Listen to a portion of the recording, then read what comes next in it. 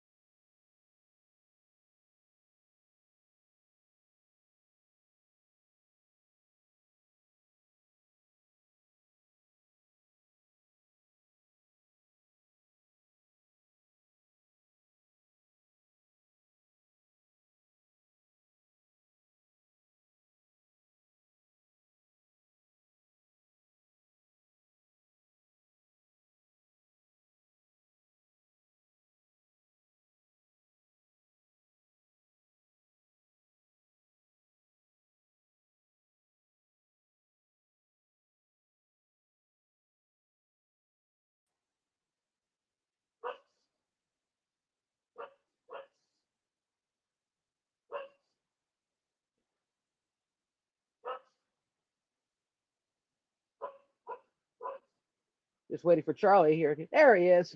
Let's see him in here soon. There we go. Charlie, can you hear me? Yeah. Hey, how's it going, Ross? All right. Look at that. 3 cameras. One stable for the pool and one of me. Come on. My camera doesn't want to flip. Okay. Looks like I'm on the YouTube show now. I only see the StreamYards. I don't see YouTube now. Oh, that's fine. Okay.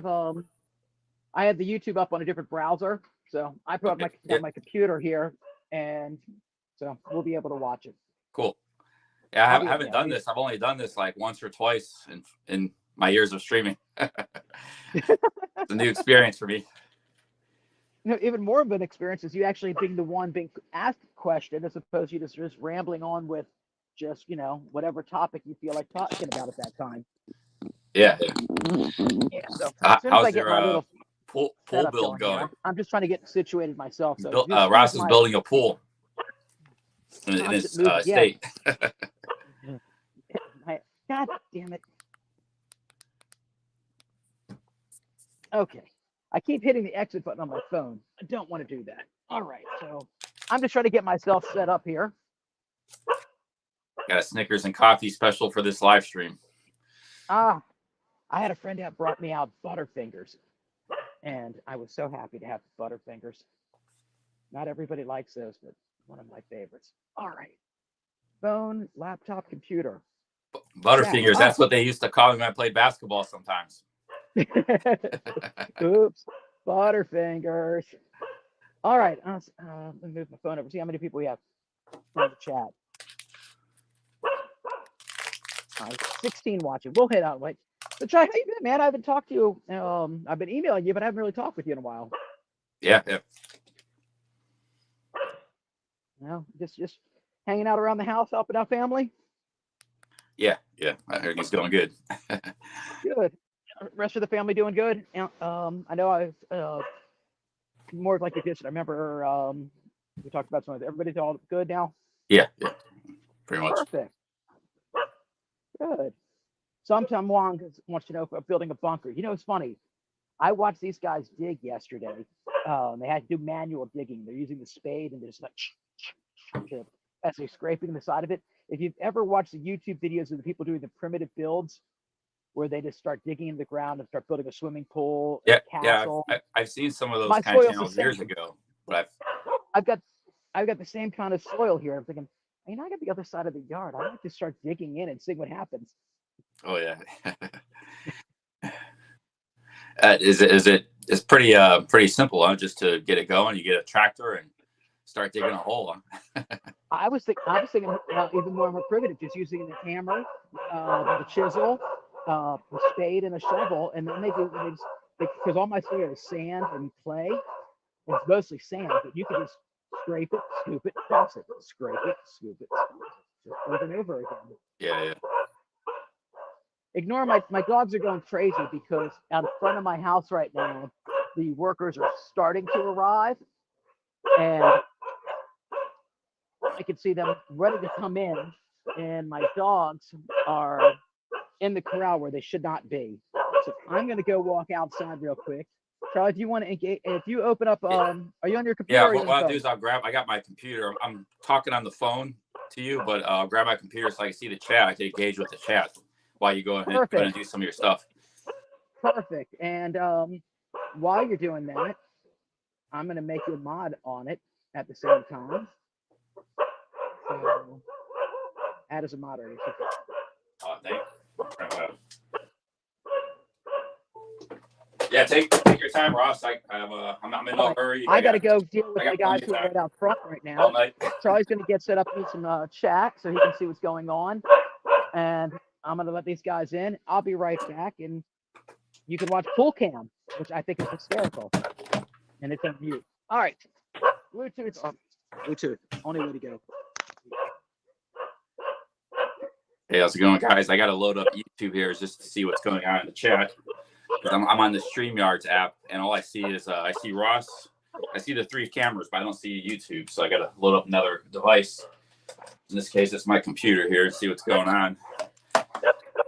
So it's like we got device. Okay, there we go. 17, 18 in the chat. Okay, we got Robert V. How's it going, Robert? OG Billy. Something wrong. Viking Prepper. Pando. Many familiar faces here. Kelly Caldwell. Hey, big ups, guys. The chat's growing. So yeah, basically this is Ross and Rayon's channel. He's doing some videos and live streams. He's got a really nice home I visited when I was in Thailand last time I was there. It's out in the country, kind of out in the jungle, and he's got a lot of dogs. Like I think he has like around 20 dogs. That's why I hear so many dogs barking. But it's a very nice place. Plus, he also has a resort down the street. I stayed at the resort. I didn't stay at his house, but I visited his house. That's where you see the pool cam there. That's his house, and yeah, it's a nice place.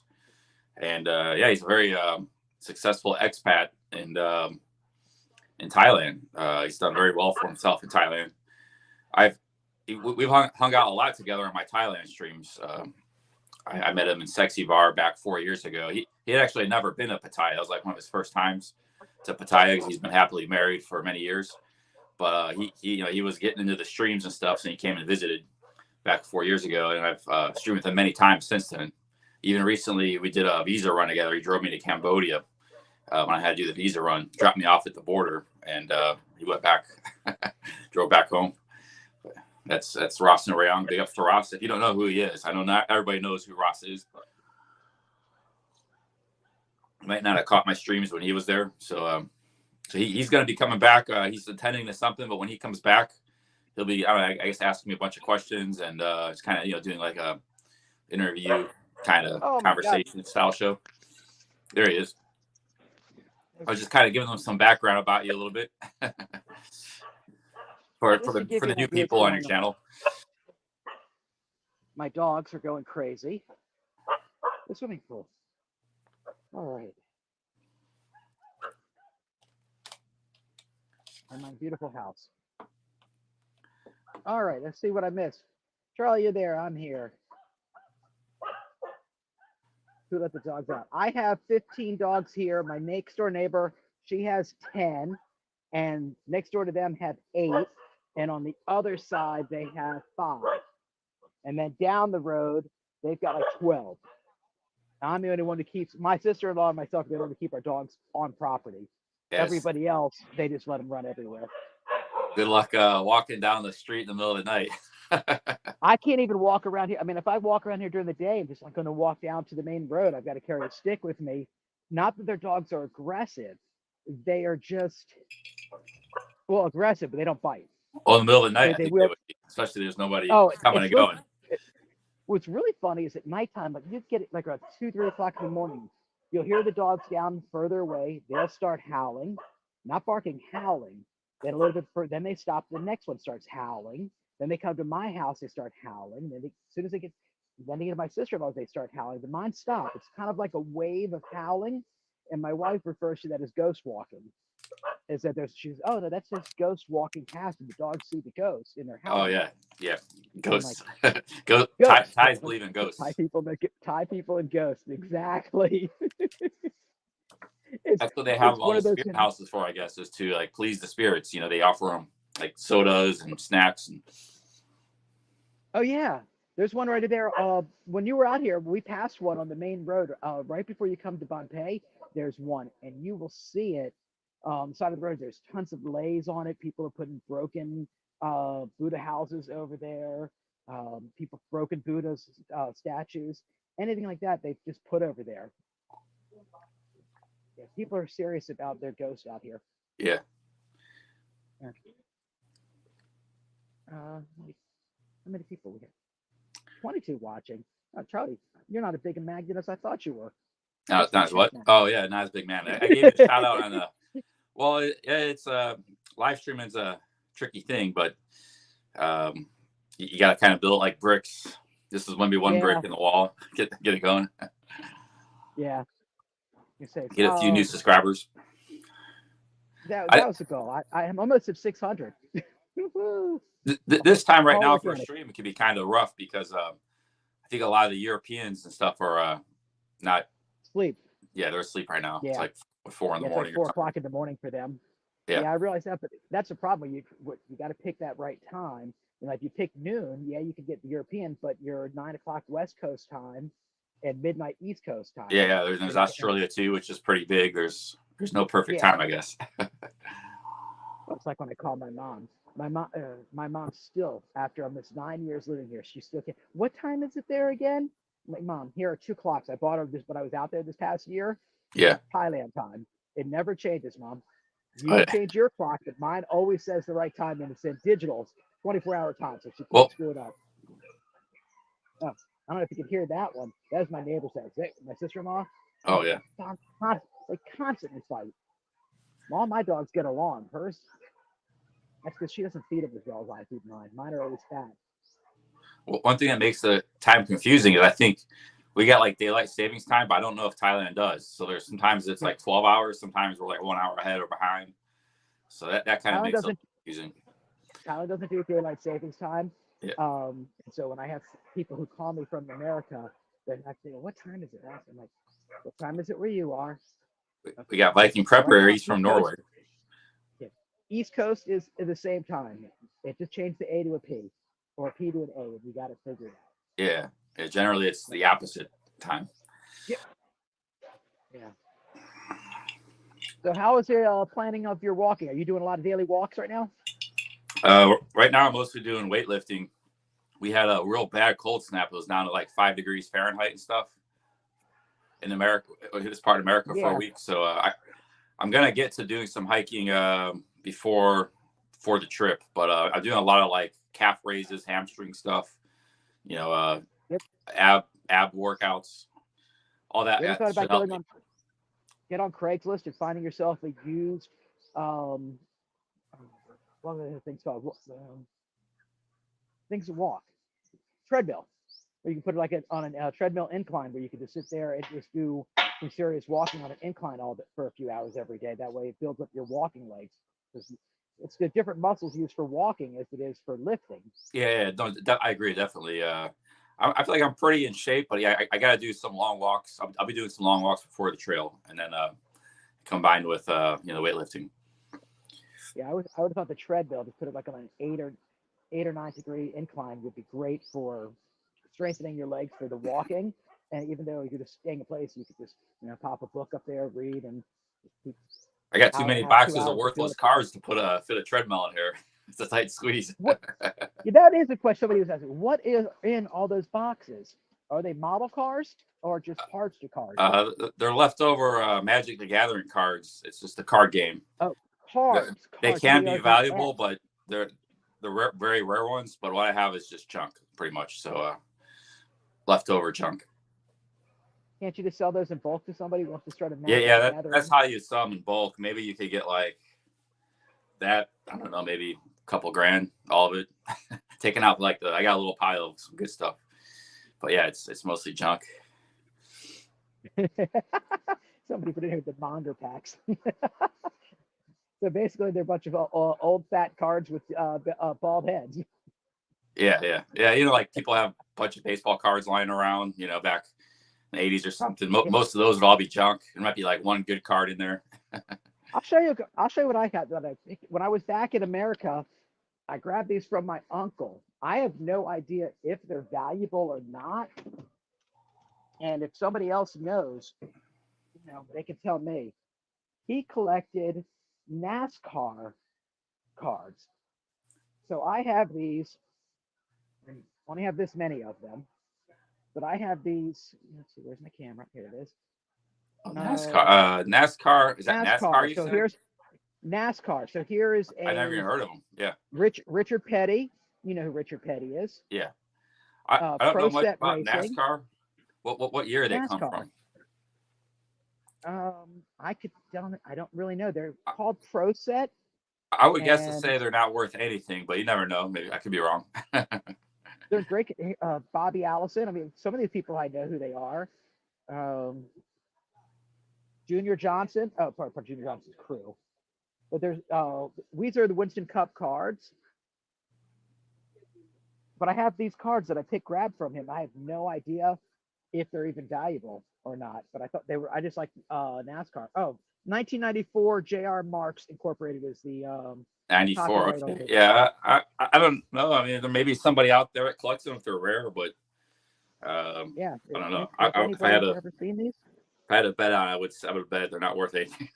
We never know. Maybe there's $1,000 card there. You never know with collectibles. One man's trash is another man's treasure, as they say. I know there were some Dale Earnhardts in here. I remember seeing that. And this one here, the one female car race was in 1998. Yeah. Who knows if they're worth anything? I couldn't find much research on them. I don't know where. And my uncle's too old to even know where he got it from. That could be a good thing. Yeah, I never even heard of them. I've been in and out of cards for years. Yeah, so I used to even collect baseball and basketball cards before I did Magic when I was a teenager. So these are all from '91. Even then, I never even heard of them. I was really into it. I've never collected cards that he had them. Pro Set Racing. I just thought they were really cool. I'm like, hey, maybe these are valuable. He had all these mint coin sets. He thought they were going to be really valuable from 1770, the bicentennial year. Yeah, so the 1970 mint coins. And so I had him, took him around and have him appraised. We had a dollar coin, 50-cent, quarter, dime, nickel. And I'm like, hey, how much are these things worth? He goes, face value. Face value, yeah.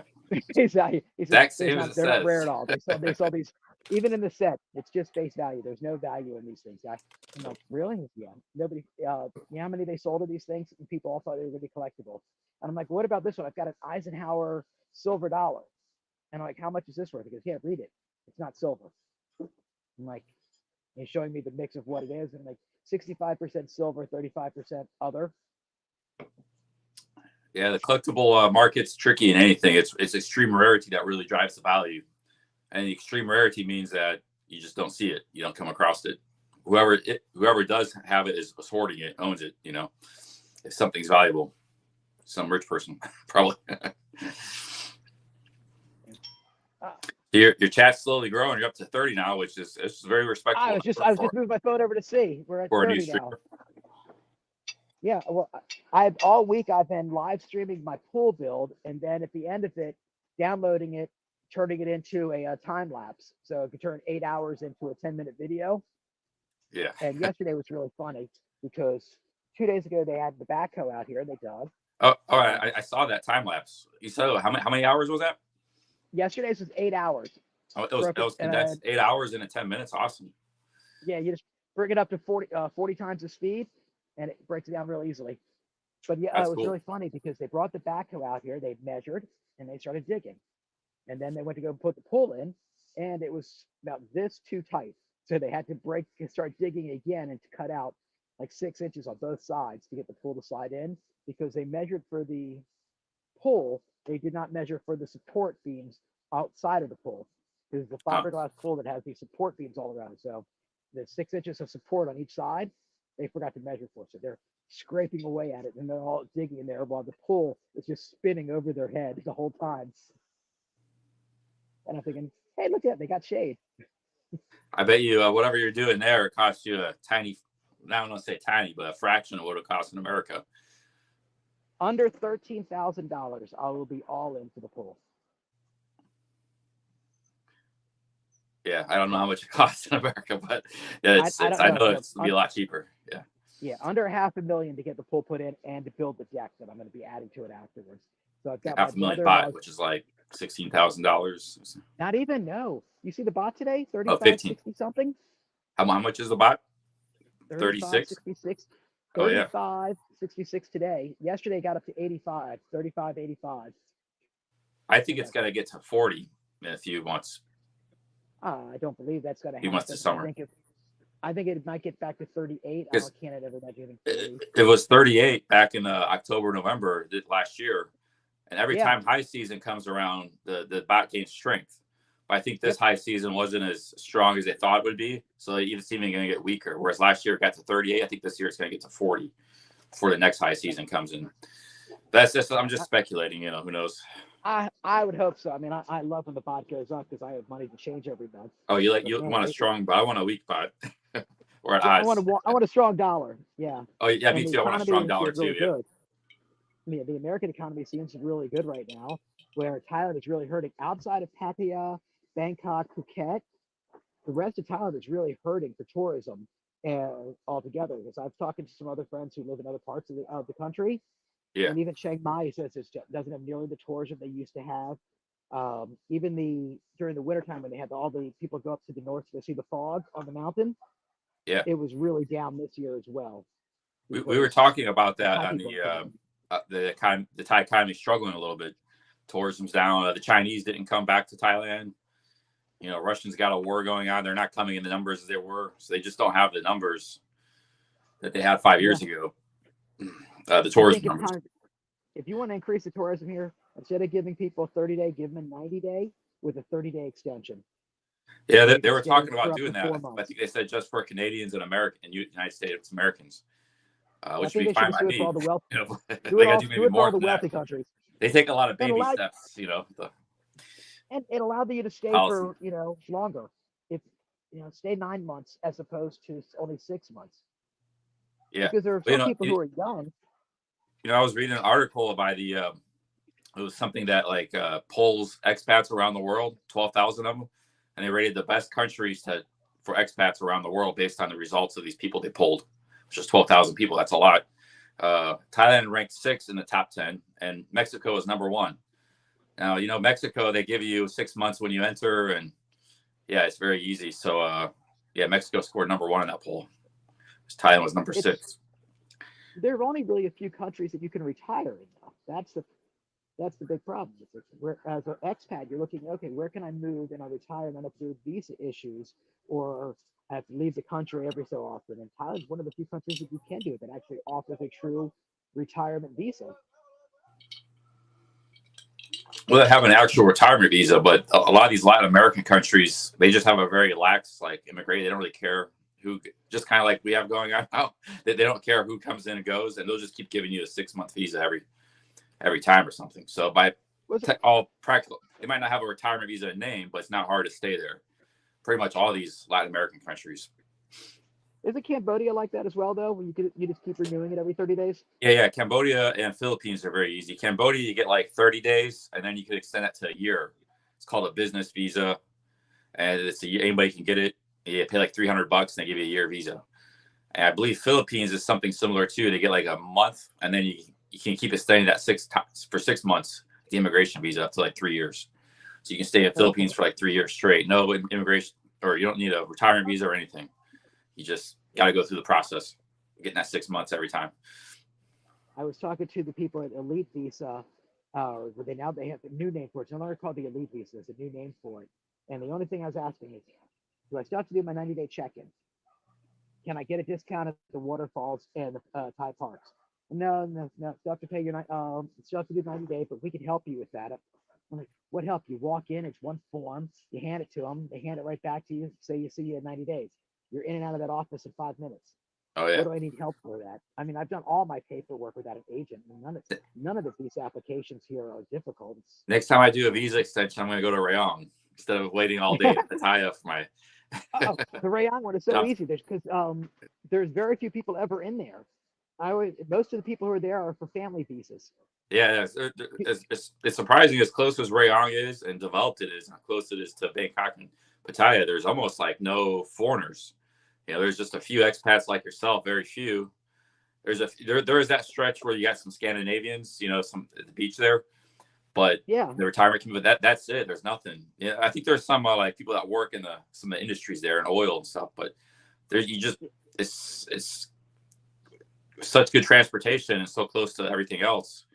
Pretty nice province. Like I was thinking about living in Rayong because you showed me a lot of cool stuff. There's like nightclubs there. There's there's a good park with basketball, best basketball court I've seen in all of Thailand. There's that Muay Thai. You really haven't seen though. You just saw the coast of it though.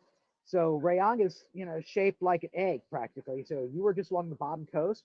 All the upper portion is all mountain and lots of farmland up there, and it's just really gorgeous views. Yeah, mountain views. You can look back down. I don't know if I ever told you, but I was thinking about like maybe living there next time and just go like to Pattaya once or twice a month, visit. They've got a shuttle van that runs from Bonpei and downtown to Pattaya, or you can just give a holler to me and say, "Hey, Russ, you going to Pattaya this weekend?" And I'm like, probably, maybe not, or I might be out there during the week. Maybe I get a big motorbike, Yeah, if you got a motorbike, it would take you about an hour and a half because you'd have to take Sukhumvit because you're not going to be able to take the highway. Oh yeah. Yeah, the same with the route that you took when you took the bus over to here is how you would come over here. Yeah, you pass right by Rayong immigration along the way. Those mini buses are pretty efficient. You just take those for like $3-4 too. Yeah, everything is cheap. Everything is cheap here in Thailand. UK doing simulation. Nothing. I'm looking at chat, seeing if there's anything coming up. Reading. No. Still not. I'm still like 25. I had more than that. I'm enjoying this coffee. It's 9 p.m. here. It's late to drink coffee, but I drink it so I'd be more talkative for your stream.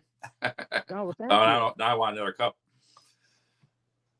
So I just have one question, Charlie. You've been on YouTube for a while. How many years have you been on it now?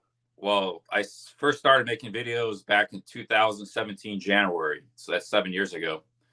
I first started live streaming August 2009. Well, actually, I was doing some occasional streams before, but really got into streaming in the middle of 2019, about 3.5 years ago. But why? Oh, four and a half years ago.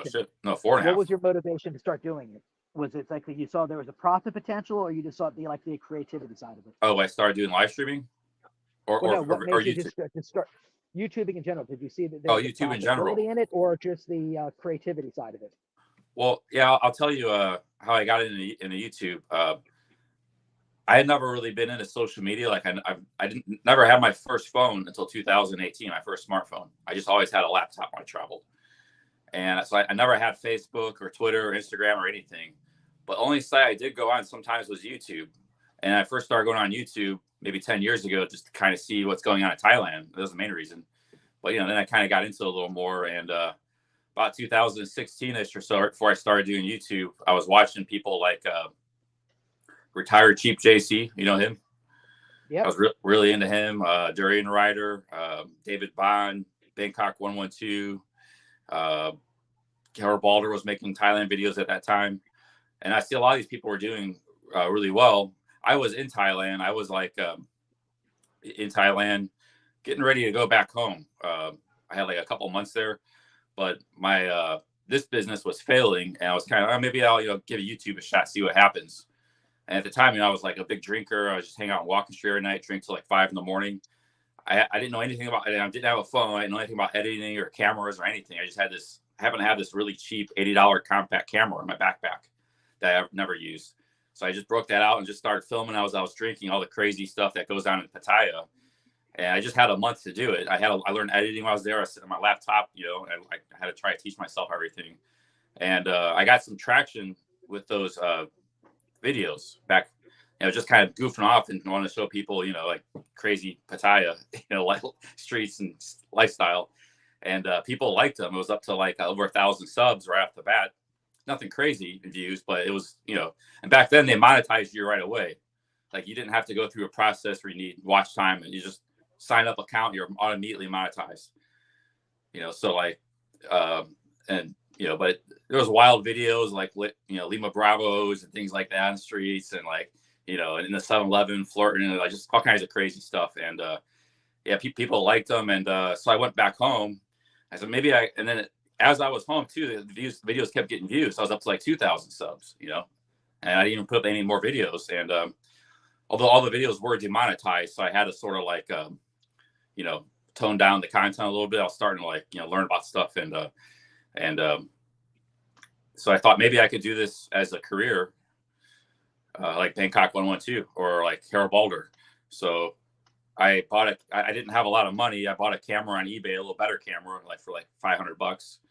And I figured I'd go back to Thailand with about $1,000 to $1,500 to my name. That's what I did. It took me about 4 months later. I went back in June with that new camera, and I stayed in Bangkok for a week, and then I found a cheap fan room in Pattaya. And I figured I just, because I was already making like $300 a month or something. Just like money was already coming in because you were monetized right away. So if I have to, I could just live on $500-600 a month and just try to build my channel and make videos. But the channel did really good right from the start. It took about 3 or 4 months of living in that fan room, but then the views just started going real crazy, and then here I am today. Was it always the Cheap Charlie Chronicles, or was it something else before? Well, for a long time it was Cheap Charlie Chronicles, and I experimented with different names. Like I changed it to Big World Productions at one point. I changed it to Paradise Travel, and the thing with Paradise Travel, this was like a couple years later. This was after I already had like 200,000 subs. The Paradise Travel, actually, I came back to Asia in 2019. I was in America for 4 months. I stopped in the Boracay. I had a really awesome camera. It was like a really expensive camera. Because back then I was doing really good. That's how I got this laptop. I was buying gear, and I made some and it had like perfect weather, and just, so I made some really beautiful videos of Boracay, and all those videos got like 1 million views. And, which is, even for me at that time, was really good, because a lot of times I would still post a video back then and get maybe 10 or 20,000 views. And only occasionally I get a video that get like a lot of views. So I'm just going to do this. I'm going to, go around to beaches around the world and make beach videos. And, but I don't know, kind of, I switched back to Cheap Charlie. That's what it is now. When I saw, when I was thinking about you doing your walk, thinking, what you really should do then, if you enjoy the walking, start down and trot down at the border, right on the, because there's a road that runs along the ocean of Thailand on the east coast here, and just start walking that. And you could walk all the way up to Pattaya. Oh, in Thailand, you just walk along the ocean? just walk along the oceans. There's plenty of beach towns all along the way. I mean, we drove some of them when That while you were out here, and you could that walk that would be awesome. every day to different beach towns. Are they all connected? Like, can you just? There's maybe some stretches where it's just a road. There's no sidewalk. You know. There's a stretch. Most of the people are riding their motorcycles on them, so it's wide enough for the motorcycles and the cars. And there's usually a sungtao running between the different cities. If it's this longer stretch, people aren't going to walk it. So if it's more than like 5 kilometers, you can just hop on a sungtao to take you from one part to the next. Oh. So like if you were in Banpei and you wanted to go to Sun Sun Beach, but to do it, you have to go around the mountain. There's going to be a sungtao that will do that for you, so you don't have to walk that stretch because you may not get a cell signal there. But the rest of the way, you can walk all the way down there. So from my resort, you can stay along the beach and get all the way down to Sisaket, where I'm sorry, not Sisaket, where Satahip. city. Satahip. No, no. So if you throw out an answer, this confuses me more. But I know we have to go down there for my wife's life insurance to pay it. But there's two retired Navy ships there that are docked that you could go to. One of them put into the land. That's right along. It's right, still part of the walk, and there's these gorgeous beaches. There's nobody on them. There's a whole stretch of just houses on the beach. It's got perfect, like living in just south of Los Angeles, where you just have beautiful houses on the coast and nothing else there. Yeah, when I was in Chantaburi last year, it's the next province to the south. He knows what I'm telling the audience. Next province over, there's some like amazing, nice little beaches and coastlines and stuff, little beach towns, and like the Sriracha, gorgeous over there. Yeah. But you can literally just walk the entire way, except there's some parts of it where you're going to run into the Thai Navy, and then you've got to step back in, like downtown Rayon. The Thai Navy is just right over there as well. They have a huge naval base just outside of downtown Rayon, and a beautiful pristine beach lane that they that you can't get to. Yeah. But if you look on it like at Google Maps, you'll see it. I'm like looking at the map, like, where is this beach? So I'm trying to drive and find it, and like right where the road shows you to go on Google Maps, it's just a fence. I'm like, what the hell? And then I see, oh, it's the naval base. I heard there's some good hill tribe kind of like hikes up north. You know, I don't know how long they are, maybe 10, 20 miles. But all I know about hiking in Thailand is I was a long time ago, me and my girlfriend, and we had a dog. We were in a car, and there's like some national park in the west towards closer to Burma. Not Kanchanaburi, but to the north. I forgot the name of it. But so we found this trail. We started walking. Within 3 minutes, we had these like all these insects, like these like parasites trying to burrow into our skin. They came off the plant, so like they're on the dog, they're on us. So like we just went back to the car and got out of there. We brushed them off. They kind of fell off easily, but it was gross, man. So after that, I kind of like never even thought about doing any outdoor stuff in Thailand, other than the stuff that everybody does, beaches and things like that. So yeah, waterfalls. I've done the waterfalls. Waterfalls, yes. Yeah. I've done most. Yeah, of there's the some wild stuff in already. that jungle. And there's two waterfalls here in Rayon that you can go to that are up the mountain. One is much nicer than the other. And then just to the east of us, there are a couple more that are right off the highway that are free to go into. One of them is right next door to the military base. So you drive in, and the military guy gives you the salute as you drive in, and then you could park and just walk there. And it's still got the trenches from when they had a war during World War II, and they built all these trenches up. Yeah. They never used them, but they have all these trenches that are built along this particular area. And the guy was saying us, oh, this is from long ago in history when the Burmese who attacked us and the Cambodians who attacked us, we were prepared everywhere. And that's what these ditches are for. Yeah, that little stretch of Thailand from Chonburi to Rayong to Chantaburi, it's a small part of Thailand called the Eastern Seaboard, but it's a very interesting, beautiful part of the country. There's a lot of hills and jungle, and it's not like a lot of Thailand's kind of flat. You got all the rice fields, both in central Thailand and Isan. It's kind of flat, and just kind of, but that Eastern Seaboard where you live, it's a lot of variety in the landscapes, And we also have a lot of cities and towns, among them Pattaya, of course, one of them. So it's a great drive. It's it's like driving down the coastal highway for Route 1 California. You're driving from San Jose, and you drive down to San Jose to Santa Barbara. That stretch of Highway 1. That's almost like riding the coast here. You just run from little town to little town, but it's just a beautiful, windy road. You've got beautiful beach the entire way. You're going to see plenty of restaurants and hotels the entire stretch. So whether you want to walk 10 miles or 20 miles each day, you're not going to have a problem finding a place to stay and or running into 7-Elevens. Oh yeah, Thailand. Yeah, that's the thing. The thing about Thailand is like, yeah, you never run out of amenities. Like, there's always somebody who can, a taxi guy can take you somewhere, or a bot bus, or a guy selling food, fruit, selling coconuts. There's always something. 7-Eleven, a hotel. You don't even have to carry a lot on your pack. I mean, you can wear just pretty much, instead of what cheap clothes, you literally wear disposable clothing. Stuff that's so cheap you don't even think about washing it. When it gets dirty, you throw it away and you buy another shirt or buy another pair of pants. Yeah, you could go real ultralight backpack. Yeah, well, the lighter you are, the further you can go. So if it means that you just, you get to the next town and you buy a new pair of elephant pants for 100 baht, and it would cost you 30-40 baht to wash them to begin with, but you don't have to carry 2 pairs of pants with you. You wear them a couple days. It might actually, and overall, it ends may come out of the wash. You could go further without having to carry the extra weight.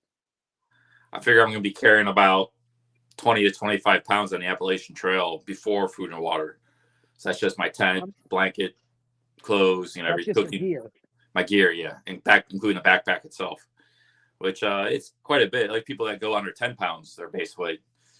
But I'm taking a lot of creature comforts and things like that. I'm kind of looking at it like it's going to be my home for 6 months, that trail. Does your pack have the waistband with us, or it's just on your shoulders? Yeah, it's got a hip belt and a shoulder strap. Because I remember when I was in the military that when you did not hook up the hip strap, it just felt so heavy. But as soon as you it's just hanging on your shoulders, if you know. Yeah, and it lifted it off your all that wood came off your shoulders some and just got more to onto your back and less on your shoulders. It was so much easier to walk because you're now standing up straight as opposed to being hunched over the whole time. And you just keep your hands and your fingers in a little hole there to hold on to. And it was all the weight is just right there on your strongest part in your midsection. Yeah, that backpack I did when I walked across Ohio didn't have a hip belt, so it's just hanging on, but it didn't have a lot of weight in it. I was like, only had maybe 7 pounds of stuff in it. It's very lightweight, just a tarp, a bivvy, just a few clothes. It actually worked, but Bob D's asking, do I have hiking poles? I've never used hiking poles. I know a lot of people like them, and there's times where you actually need them, like you're crossing a stream or something. You can also just find a stick if you really need one, and use it. But I may buy one. There are some hiking shops along the trails, some of the towns. So if I figure I need one, I'll buy one on the trail. There's some things I'm holding off, but I want to see if I can do it without. I'd rather not have a hiking stick. But if I see I really need one, I'll buy one. Isn't it just something else you have to carry with you all the time? Yeah, if you're just used to hiking normally without any poles, then why would you switch to hiking pole? But I guess it depends what you're used to. Right. A lot of the really lightweight tents they make nowadays, they use a hiking pole to set it up as a structure. So what they do is they you put your hiking pole up in the middle, and then it like a teepee, you stake it out. But I don't have a tent like that. If I had a tent like that, then maybe I would use a hiking pole. Well, technically, your poncho could be done that way. Yeah, the poncho because can the poncho's too. got the grommets in it already. Yeah. That you could put it upside down and use the grommets, and you can have a shelter, or at least a waterproof shelter for yourself. Yeah. I got a really awesome poncho. I bought it.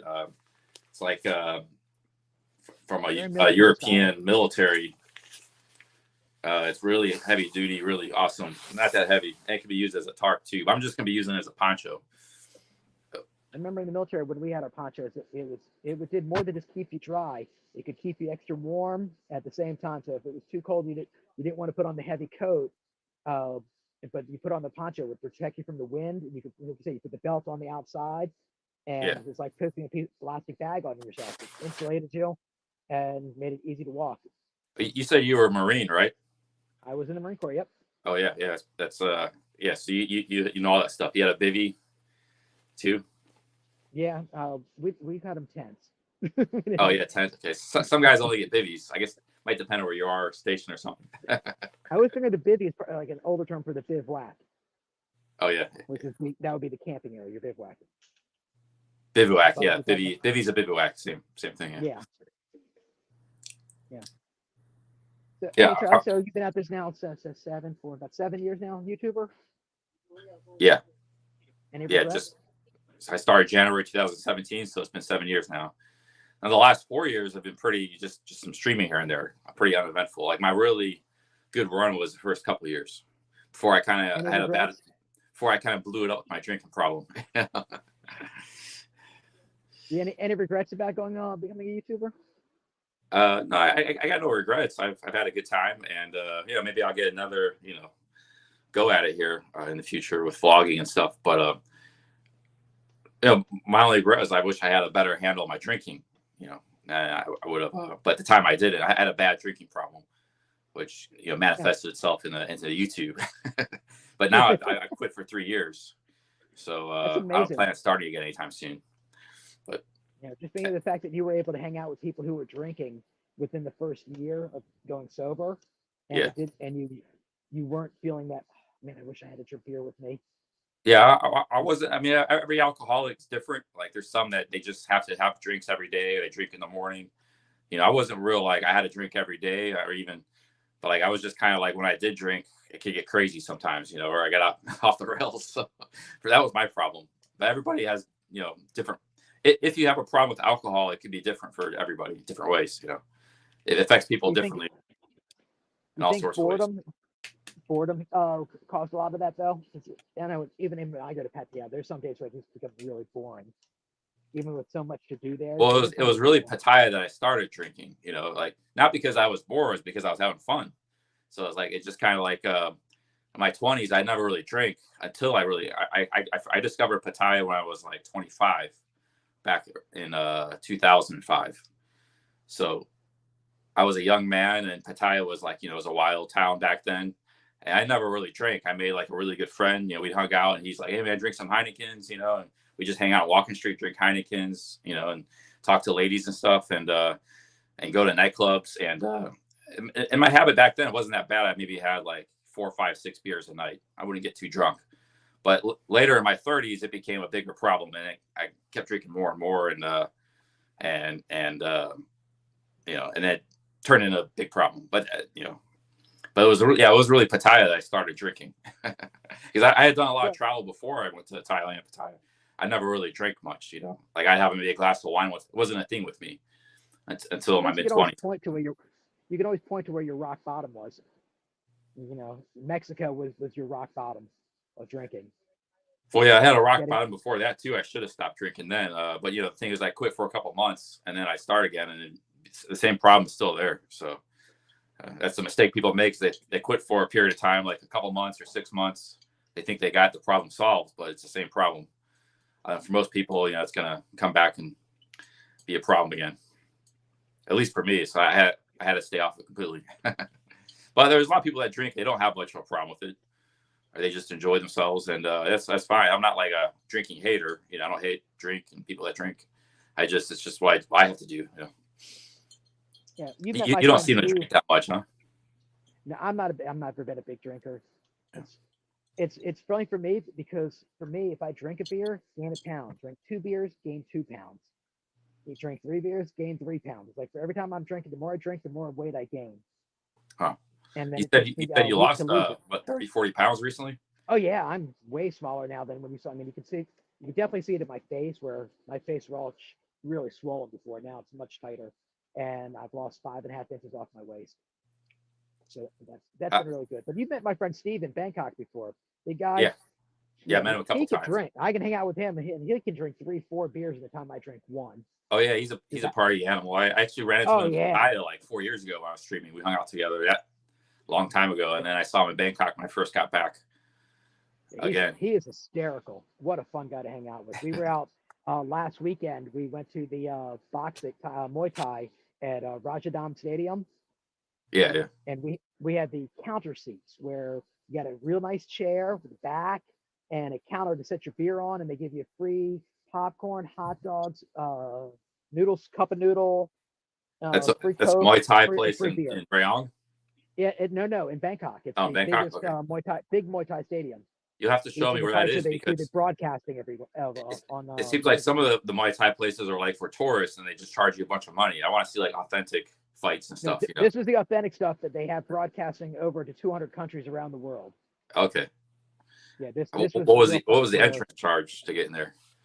The seats we had, again, it had complimentary beer, Oh, yeah, the sodas. VIP seats. Yeah. I had the VIP section. Yeah, we were in the VIP, and that was 3,500 baht per seat, so $100 a Yeah. seat. That's kind of And we high. were Yeah. 10 Maybe yards the from the. bleacher sheets are $10. Yeah, I think the bleacher seats were 1,000 baht, and they were way up. But there really was not a bad seat in this stadium. But we Yeah. were literally 10 yards from the ring, and we were eye level. And when you walk out our entrance there, that's where the fighters were. So you could just, before the fight or afterwards, you could go in the back there and you get your picture taken with them. And that was really cool. You're sitting there just chit chatting with the people afterwards, and they're more than happy to take your picture. But yeah, There's it a was just Muay a really Thai. great time. There's a Muay Thai boxing ring in Pattaya. It's kind of new, maybe 5, 6 years old. I've never been there. I'm wanting to check it out. They got fights all the time. I was curious how Those much it are, costs. It's on Sukhumvit Road in yeah, Pattaya. somebody explained to me that we went to would be like boxing would be like the WBC, that higher level, where what we would see in Pattaya would be like minor league baseball. Yeah. I figure it's a smaller stadium, but it's probably also a lot cheaper. Oh yeah, and these are people who are building up their fight records as opposed to, Yeah. yeah. So I saw a fight advertised coming up. It's going to be Manny Pacquiao versus Somchai, which is like the #1 Muay Thai fighter in Thailand. Oh, yeah. Uh, and I didn't pay attention if it was a bare knuckle fight or not, but I just remember seeing the two of them on a fight together. And like, that'll be fun. Two guys who both know who were fast boxers. Should be fun, even though Sanchai is a more of a kickboxer Yeah, Muay I Thai think than he is just Manny even would a get boxer. destroyed. No disrespect to Manny, but he's just a normal boxer. Yeah. He's smaller too than that guy. Like I think he's older too. Well, Sanchai's like 38, I think, Like 39. And he, how like a boxer normally can't do kickboxing. That's not even really a close. That guy can throw kicks. You're just used to punching. It's usually not even a. that You're in more of a Muay complete Thai, fighter. they're able to use, they can use Yeah, elbows. They could do yeah, the, elbows, kicks. Yeah, that's 12 not to, really they could a do fair the fight. 12 to 6 elbow, which is even illegal in the UFC. You can't come down like that with an elbow in UFC, but in Muay Thai you can. And literally in the second fight we saw, a guy came flying in, elbow, boom, right, the crack is in right here, blood just gushing down his face, and then two more elbows right to the side of the guy's face, and he literally fell down like a tree falling. He was like this, timber, and it's just At the slow fight you're motion at, yeah, as that's a he got him brutal out here, and then sport. he just clapped. But it literally was like slow motion watching him fall.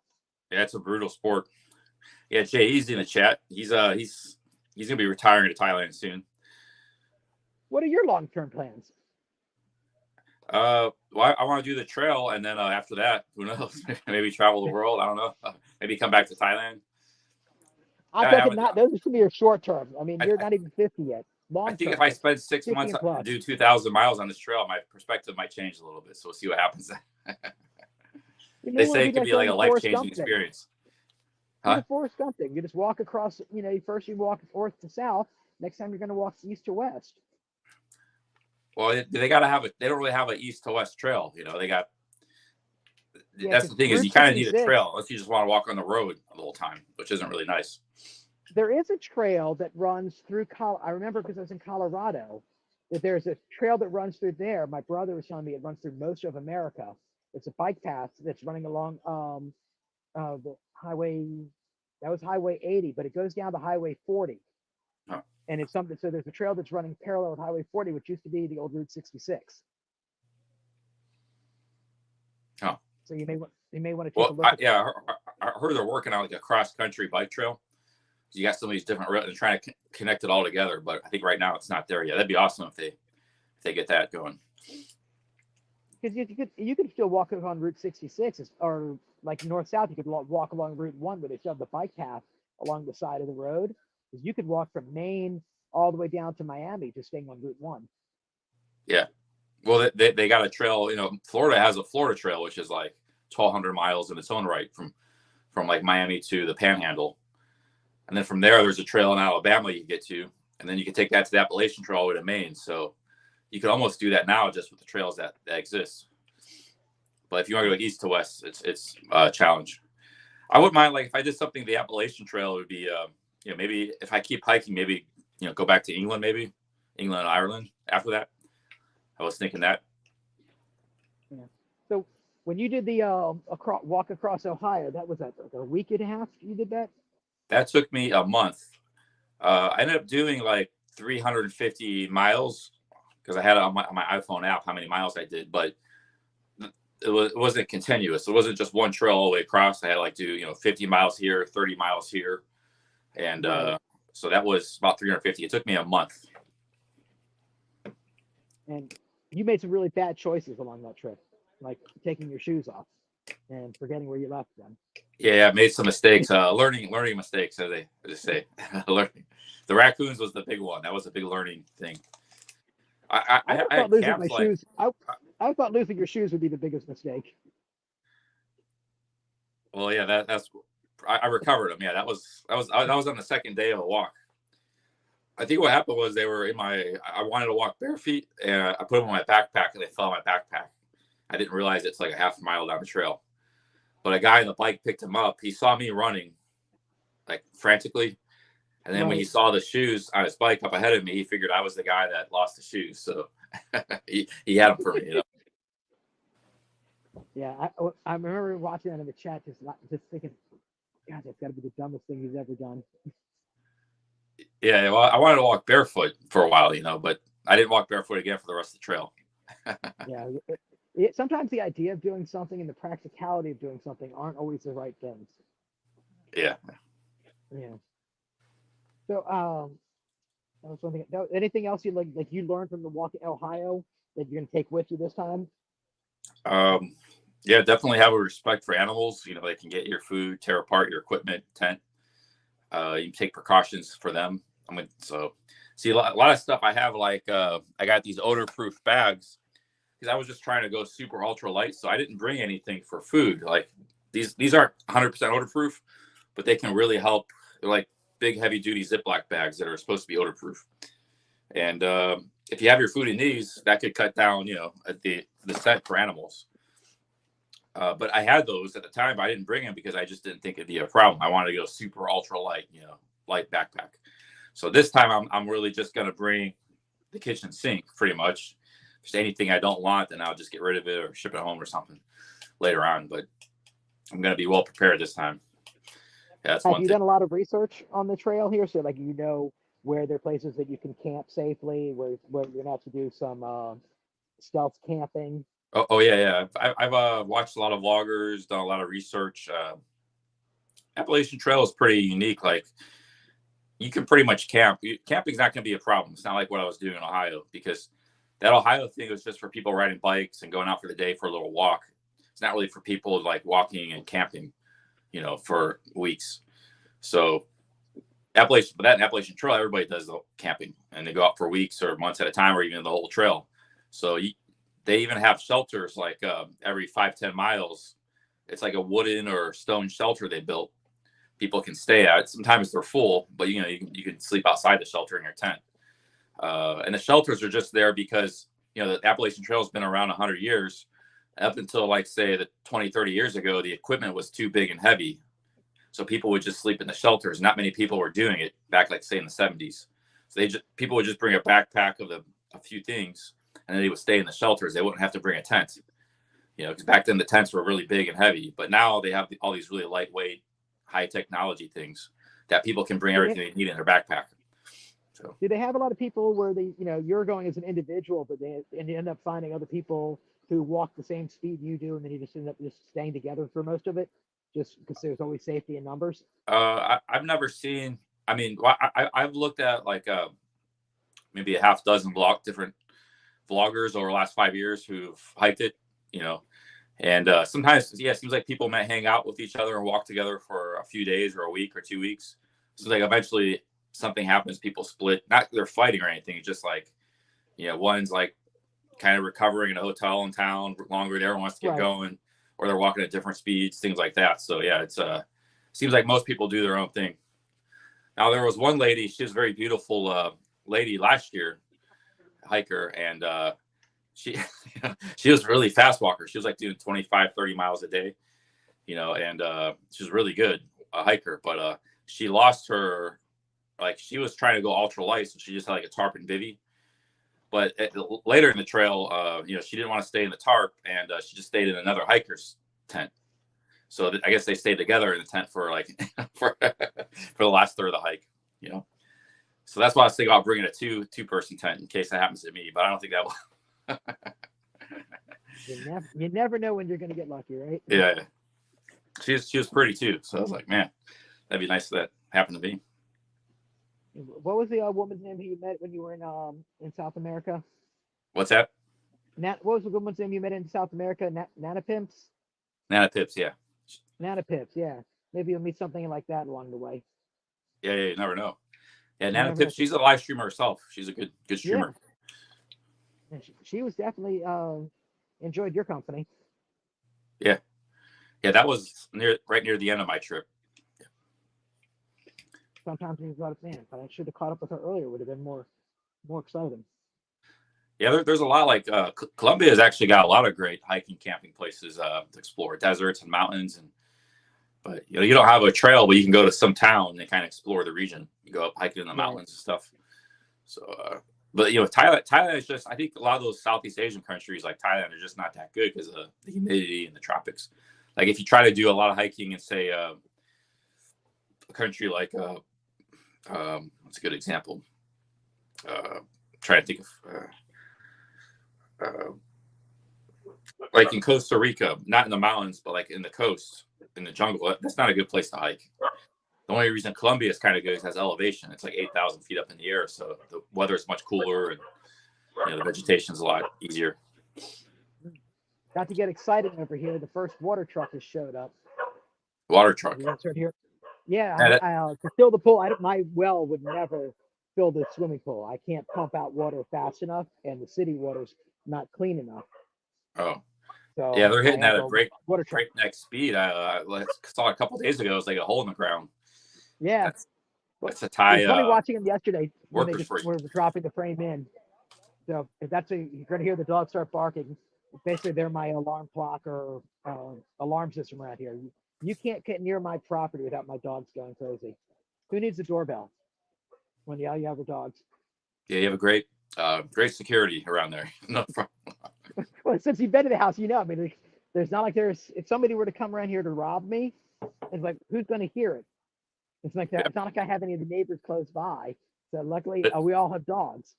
You have to worry about Thais who breaking in, maybe a Thai thief that robs houses, but that's what you'd have to worry about. But I think in your situation, you don't have to worry about it.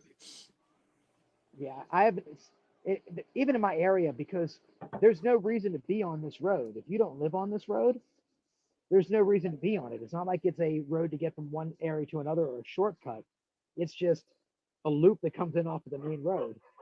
So you turn in, you go up, you go around, you come back down. That's the whole street, and I'm at the middle of it. So if you live on that end, you come in from one end. If you live in the other end, you come in there. I'm right in the middle of it. So it's always weird when I see people passing by our house.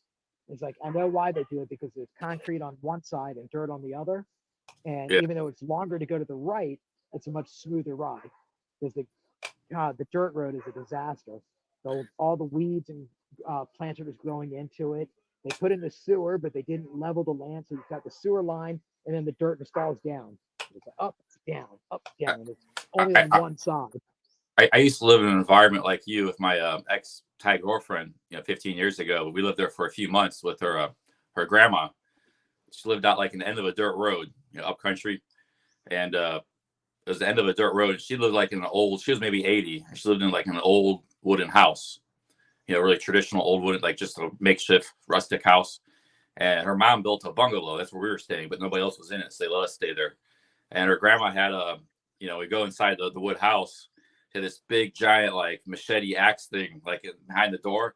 And it's like, what's that for? That's for like a thief. I don't want to rob that granny. Yeah, I would feel sorry. She was a very strong old lady too. She lived by herself. She had a couple dogs and very healthy. And she still tended the farm. I feel really sorry for somebody who tried to break into my house, because you get over the fence, and then there's going to be like 6 dogs that are all the big dogs, like you've seen. They're the ones that just roam the yard. And then if you come up the back door, if you get past all of those dogs, I've got 2 other dogs that live on the upstairs in the back. Your place is Fort Knox. I've seen it. Yeah, it's got a wall around it. Nobody's getting in that place. I like to think of it as canine Knox. Kennel knocks. There you go. Kennel knocks would be a much better way of describing it. And Yeah, then if you like you got said, it's inside, also suspicious too that how they get in there is the dirt road. It's like you're gonna yeah, see them, hear them coming. You know yeah, that's the case with that where we live too. Is at the end of a dirt road. yeah. You see, and my fence is almost 7 foot tall from the outside, and in the back it's 8 feet tall. And there's no, unless you have a ladder, you're not even going to be able to climb it from the on the Yeah, it's backside. you got a big And fence. You got cameras, stars. I mean, yeah, yeah, yeah. I just realized that one of my cameras, the one that's right here that stares into the front, is aiming right at the swimming pool as well. And so I told my wife, I got to adjust that camera. How am I going to go skinny dipping if that camera's right there? yeah, yeah. I got to adjust that one off the pool. But I had to take out the solar light that was over here. But the two lights that are going to be in the pool, I figure with those, with the reflecting, it's going to light up the whole front of this area anyway.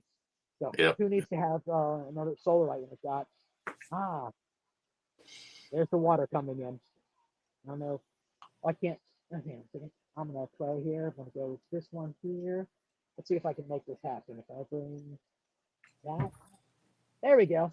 So there's the pool. The guy sitting all the way in the back there. He's holding the water, the hose, and the Looking truck is good. on the other side of the fence. Yeah, full cam.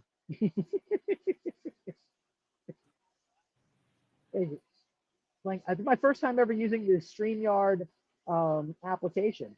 You're doing a good job with it. Yeah, it's cool. It's really cool. I've known about streamers. I just haven't been on it much or used it. It's pretty popular among the the Thailand live streamers and stuff. There was a lot of people doing StreamYards. Yeah, Banana King was from Talkback Time was on my stream yesterday. We were talking to him, and he was saying the same thing. It's like, yeah, we should probably get back into it. I said there's just not many Thai streamers anymore. A lot of them have taken off and gone other places. Even James Casinos left here. Yeah, he's doing van life. Yeah, yeah. There was a little bit of an explosion, a few years ago, but there hasn't been a lot of new people getting into it, and some of the other people have stopped, or in other countries or moved on. So yeah, there hasn't been a lot of new blood coming into it so far. I don't think the money's there for it anymore. Huh? I don't think the money is there for it anymore. Yeah. People realize too, there's not a lot of money in it. Like even if you're one of the bigger ones and you stream all day, you got expenses. Nobody's getting rich off streaming. Not in our genre. Maybe I know like Ice Poseidon does pretty well, but there's maybe a few people in the world that stream doing travel streaming that do anything well at all. There are millionaires and streamers, but they're playing video games. I don't know why, but that's the big my thing. daughter's that. Huh? That's what my daughter does for a living. Yeah, that's where the big views and money is. People doing like travel streaming and stuff. It's not very popular. So somebody asked a question. I'll answer the same one. So I emailed you with a couple ideas on how to finance your walk. Have you looked into any of those? I don't want to talk about it if you haven't done it. I gotta look back on the thread. I must have missed that email. I saw the one with the questions and we talked about, but I didn't see. Maybe I must have missed it. Turning yourself into a walkathon. Okay, I'll have to look back at that. Look at the emails again. Okay, yeah, because it was basically a way that you could have your whole trip funded by you turning yourself into a walkathon. Okay. Where you get with a nonprofit in your area. Oh yeah, I see the email. Yeah. Sorry, yeah. Yeah, now you know what I'm talking about. Yeah, because it's as long as you're mentioning them all the time, it gives you the purpose for doing it, and any donations come in, the fund takes care of your expenses versus profit. The profits can go to them, and you cover all your expenses. And then any super chat that comes in is yours. But all the donations for anybody who's sponsoring you for the walking, even if somebody does just 10 cents a mile. Oh yeah, I was yeah. I don't. The thing is, anytime you do anything like that on social media, or the people think, oh, he's trying to scam or something, I'd rather it just be like, people always. I'm not saying like my community would think that, but anytime you're doing stuff for charity and stuff, I think it gets complicated. Even if you're doing the right thing. And well, that was the whole reason is like using the website I pointed you to, because you don't have control of any of it. You put in, here's how this is company that this is the nonprofit that's getting the money. These Oh, people will be donating, and they take care of everything. You have no it control goes directly of to that. the It charity. goes directly to them. Yeah, they are the middleman that protects But you the thing is, and whoever you're raising even money if you're for. doing that, here's the problem you have is like, oh, he's taking the super chats, he's doing this. So people will just assume like, it's a big can of worms. Anytime now, if you just straight up say, this is for me to pay for my hike, then it's not a problem. But once you get a charity involved, then it's like it's just this big can of worms, I think. Okay. Because I just Now, thought it would just be a great way of paying for there was the a whole guy thing. who was going to sponsor. He was going to donate to a charity for each mile walk, but that was on his own. Maybe he'll still do that. That was just all his own business. He was just going to do on his own. Right. Are there, going through the trail, I mean, I was looking at it on the map, are there any particular areas that you're like really excited to walk through that are of any kind of historical value or just personal interest, that, or is it just pretty much just to I'm walk kind the of walk? excited. I'm really excited just for everything. If we do the whole trail, I'm very confident. Maybe I'm too, it's a bad thing, too overconfident. I'm going to get out there and it's like, what the hell do I get myself into? But yeah, I've seen there's some parts of Virginia that look really cool, nice. There's a You plan lot on of times veering when off the people start trail?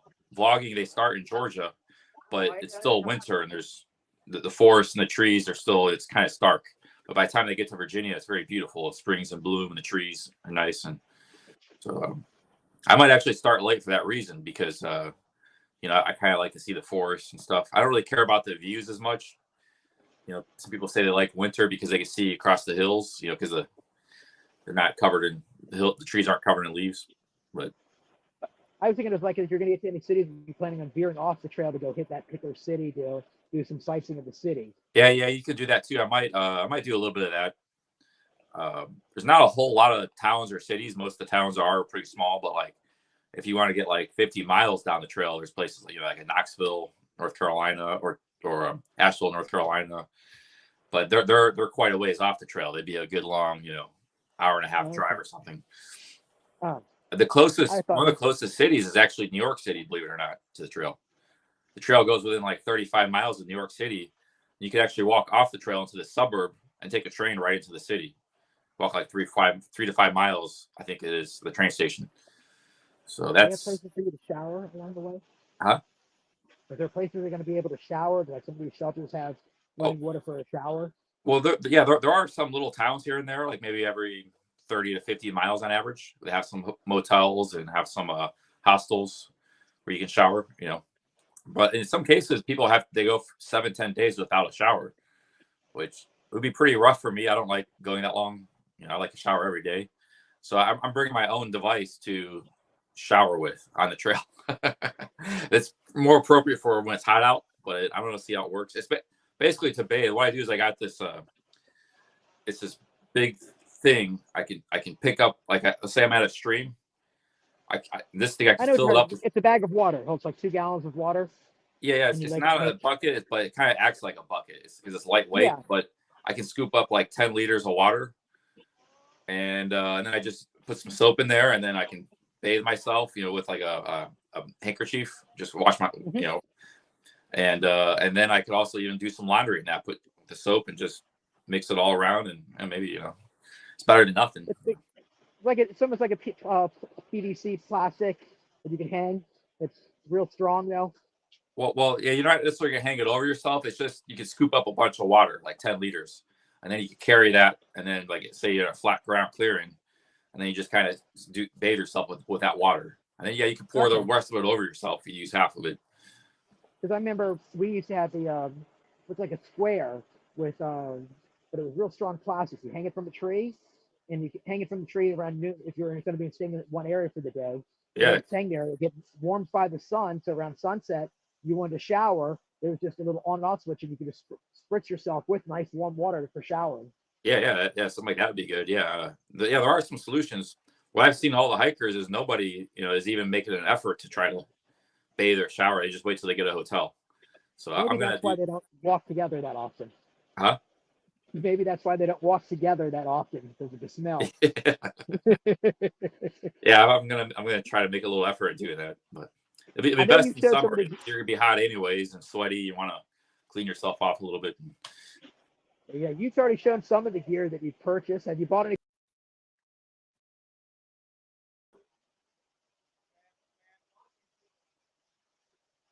I lost it for a second.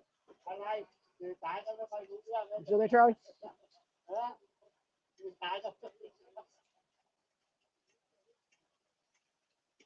I lost your audio. Is my Bluetooth?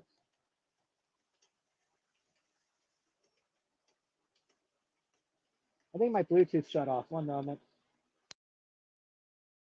Okay. All right, can you hear me?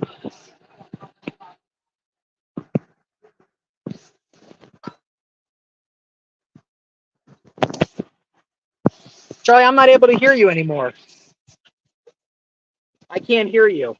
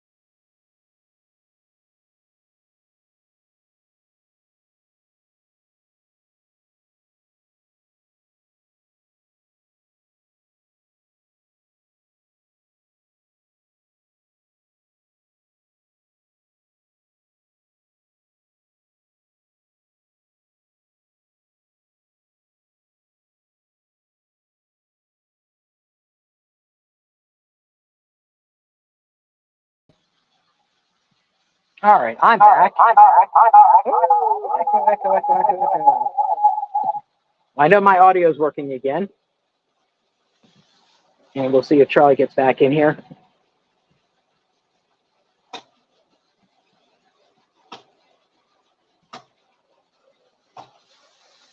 If for some reason the stream just stopped working for a moment, and let's see what happens here. It's okay, guys. Anybody have any questions that you want to give to Charlie? Put them in the chat. I'll ask him. We'll see he's not really paying much attention to him.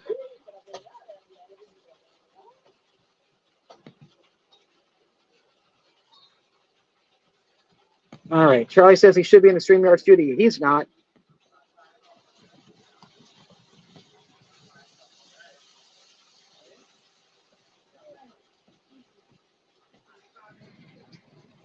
Now he is.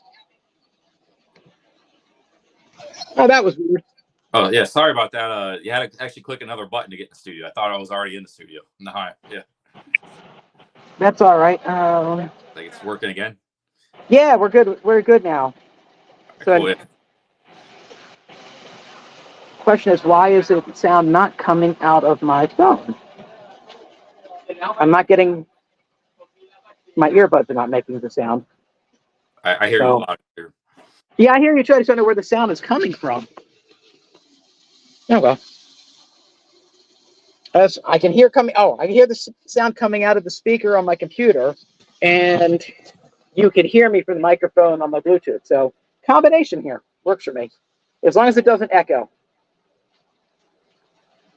All right. It's like working pretty good. And there we go. All right. So where was I asking a question here? Oh, we were asking like where you were going.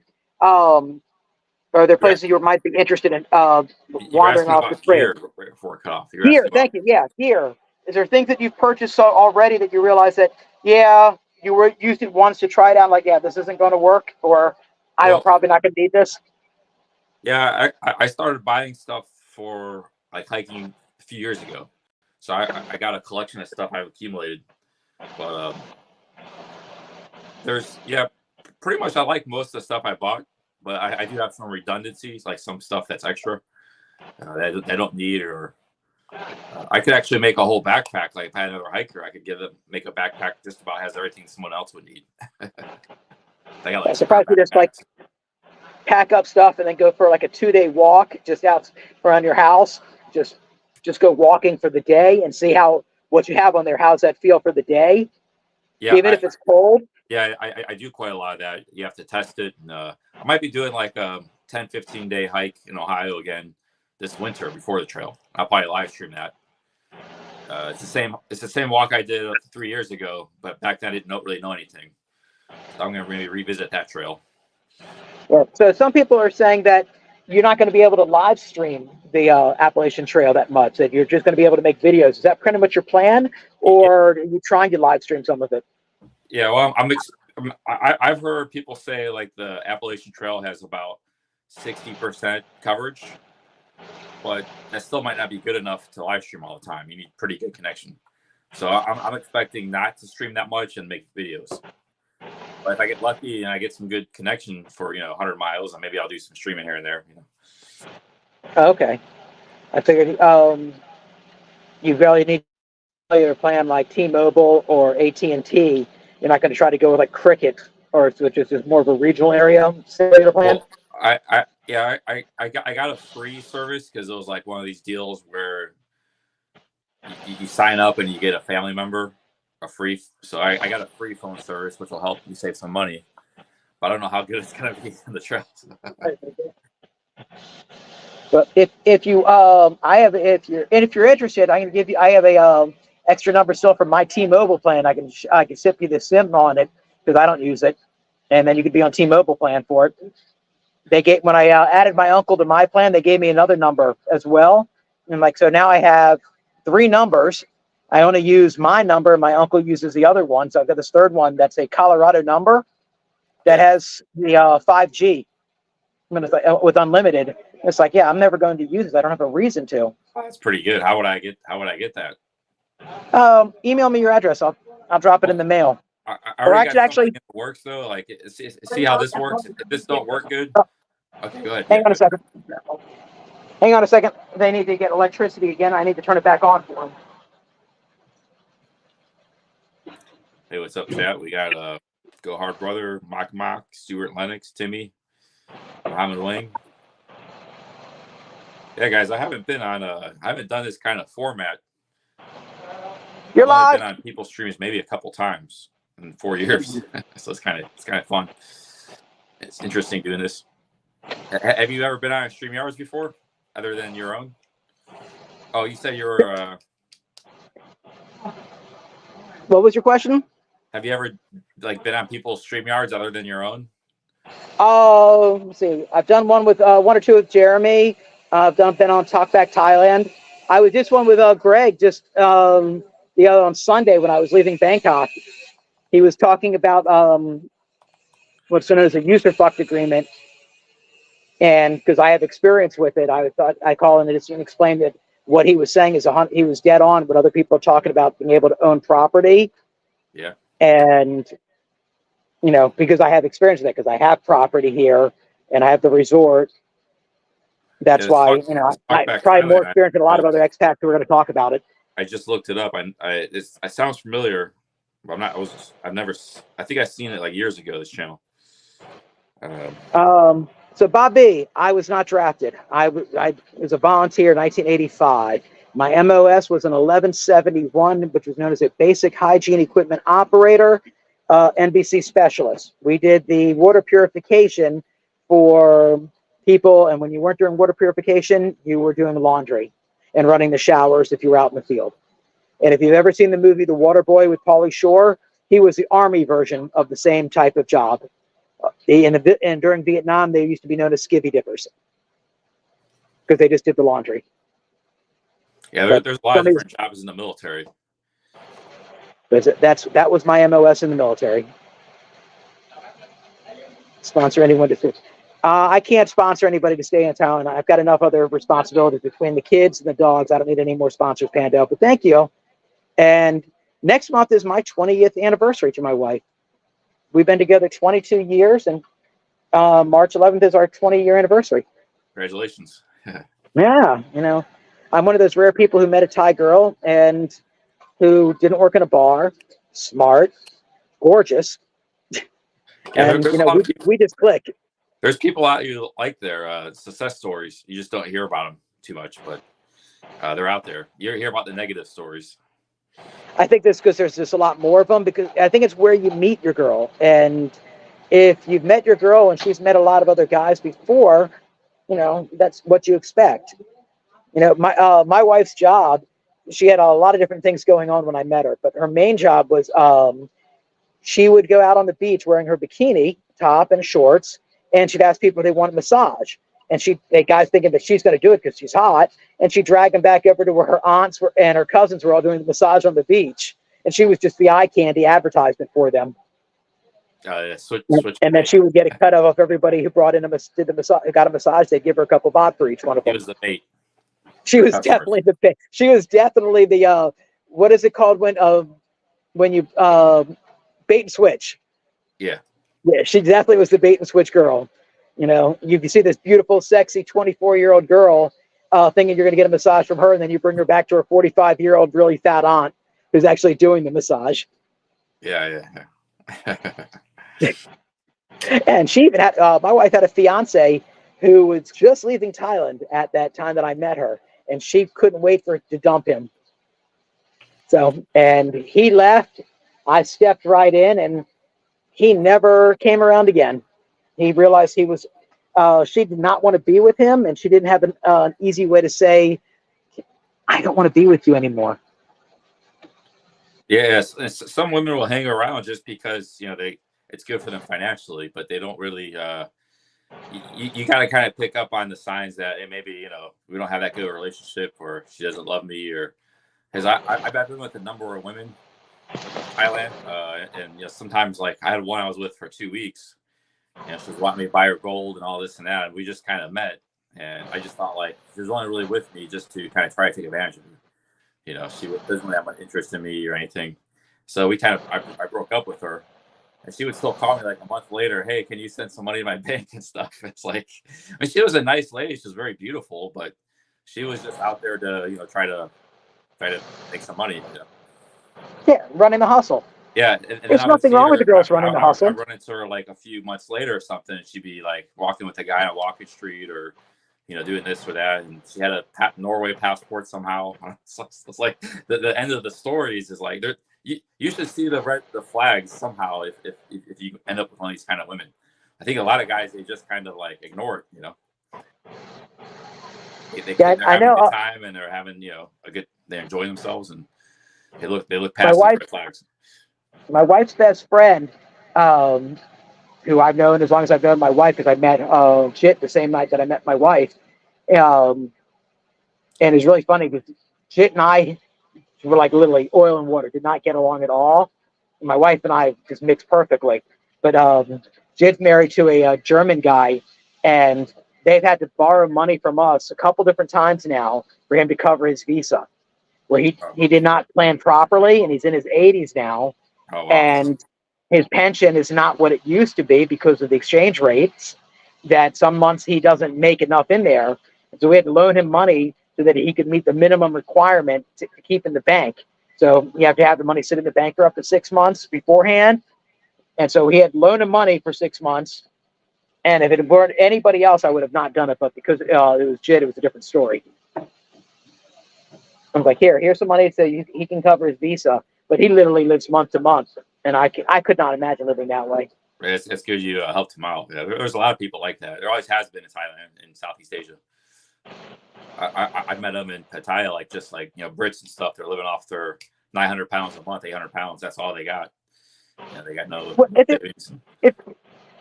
I go through. I know my budget. People ask me, "Hey, what's the cost to live there?" And, I don't have car payment. I don't have a house payment. I don't have a laundry or a lot of the other expenses. I have food and entertainment. It's pretty much all my expenses here because my wife takes care of all the bills. I have no. You ask me, "Hey, how much is your electricity bill?" I don't know. I mean, it comes on the pole. My wife pays for it, Yeah. and she pays for it, and it comes and it's directly not direct deposit, direct withdrawal from her account. The cars are all paid for. I know how much my health insurance is because I just renewed that. So I've got the best health care, and it was 80,000. Yeah, 80,000 baht for the year. So less than $3,000 for the whole year for health insurance with no deductible of any kind. But my budget, I figure, is around $1,500 a month just for fun, just for gas money, travel money, and I'm constantly traveling. Sometimes with the wife, sometimes without her. And I'll tell my wife, it's like, hey, honey, don't bother coming home tonight. I'm not going to be home. Where are you going? I'm going to Pattaya for the next 4 days. I'm going to Trot. I'm going to Kosamet. I'm just going. So I need to get away. And what's amazing about Ross is he's such a successful expat. It's not just in romance, but also like there was a time where he was very broke with him and his wife. They were like living in LA collecting cans, he said. He was like totally so Yeah. he made it he made it financially and in all aspects of life out there. So big ups to Ross. You can make it as an expat overseas. A lot of people kind of like they don't necessarily hit rock bottom, but they might not also hit top. They kind of stay in the middle for years, or they come and go. Like I consider myself a yo-yo expat. I kind of come in and out. That could go on for years and years. But you've definitely made it. You've done very well in Thailand. So I use Ross as an example. Like people say, I hear people say, Thailand is a terrible place. People get scammed and robbed there. I use you as an example. Like, well, this guy, look at this guy. He's very successful over in Thailand. Yeah, I figured out how to way to make money in America while still living in Thailand. Yeah. It's amazing story. Yeah. So somebody on the chat asked me, where was it? Do I still own the resort? Yes, we still own the resort.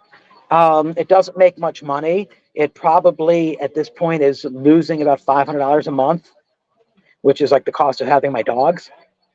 But it's also the land is still valuable. I'm getting an echo. He says that's why I told Ross to do a budget on your channel. Yeah, he'd be welcome. The thing with Ross is I actually saw him on YouTube a long time before I ever met him. Back like 5-6 years ago on Jeremy's channel, Do More Life. A video of his went viral. He made a video about a budget on Jeremy's channel. It got like 500,000 views. So that was back when I was doing YouTube on Pattaya, like 6 years ago. So like, that guy, he's pretty cool. He knows what he's talking about. But I that was the first video I ever did. You were like, that was like $2,500, $3,000 you need or something. I thought you were like too high, but I thought you did a good video too. I don't live a poor man's lifestyle. That's for definitely sure. I mean, I definitely enjoy living here. And if you just wanted to stay in one place, like, there are guys who live in Pattaya. They don't travel anywhere. They don't drink. Their idea of, enjoyment is just walk the beach every day. And they're good with that. And if you're good with that, congratulations to you. That's your lifestyle. But I like to travel more. I'm going to get on the airplane and just go fly somewhere. Like I know next month, I'm still debating. I want to go to Phuket or to Chiang Mai for my birthday. Either way I'm going, I'm going to go do some scuba diving. Yeah, I found the video. It's got 400,000 views. Would you like me to link it for the chat? Yeah, I'm sure Jeremy would get a kick out of if somebody else watched that again. Some of it is still true because the cost of Thailand doesn't really go up. Says the exact amount of money you need to retire in Thailand explained. Yeah, I didn't name the video. So this is let me see here. It's also the first video I ever did. I sat at my kitchen table.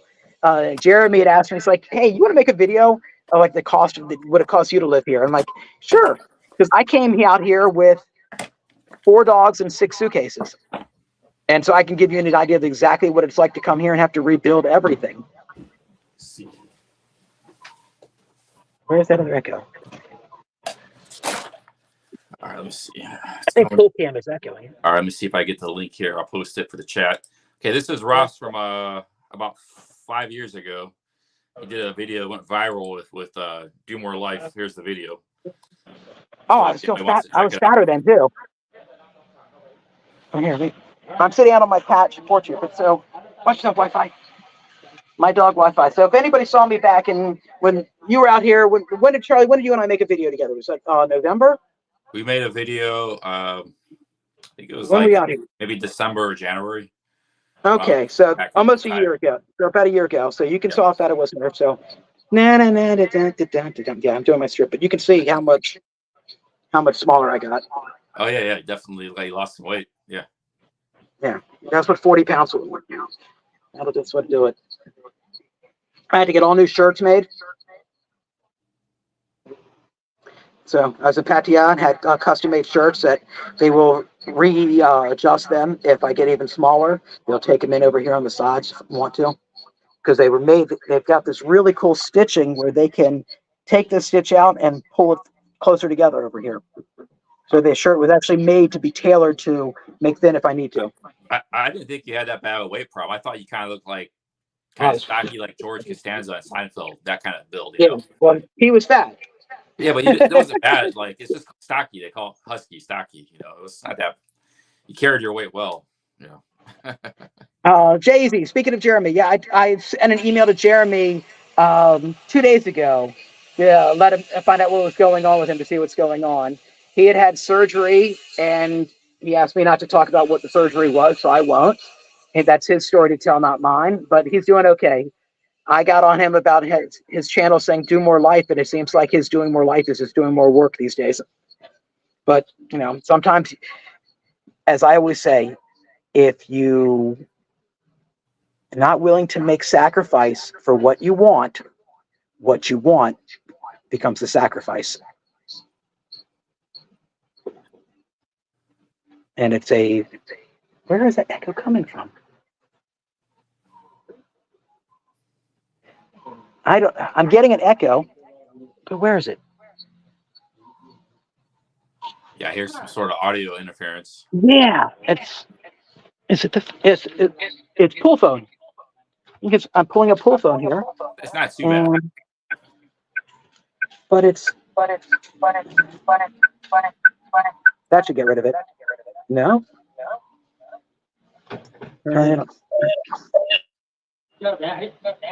Okay, how about now? No? That is so weird. Weird. You know what? I'm going to close pull cam. Okay. Now that should go away. I still have the iPad recording it, so for my time-lapse video. It's a Cricket Wireless. I'm on I have T-Mobile, and I have D-Tech. And my T-Mobile collects on the AIS if I'm not around.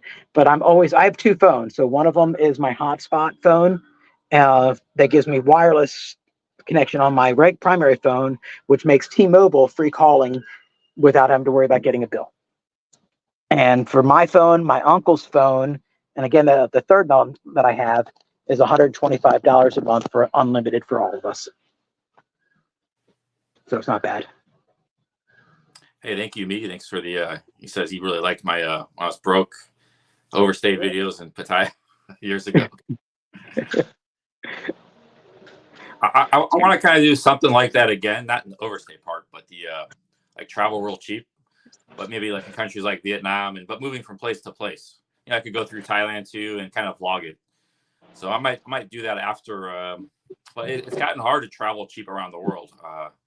Not like it was with inflation. It's gotten difficult. And maybe if the exchange rates are good, maybe I could pull something like that off. Travel from place to place. Since COVID, things have definitely prices have gone up tremendously. I've got to think like things are up 30% overall for hotels, food out here. Things that are still the same as anything that's labor related. So massages, it used to be 200 baht or maybe now 250.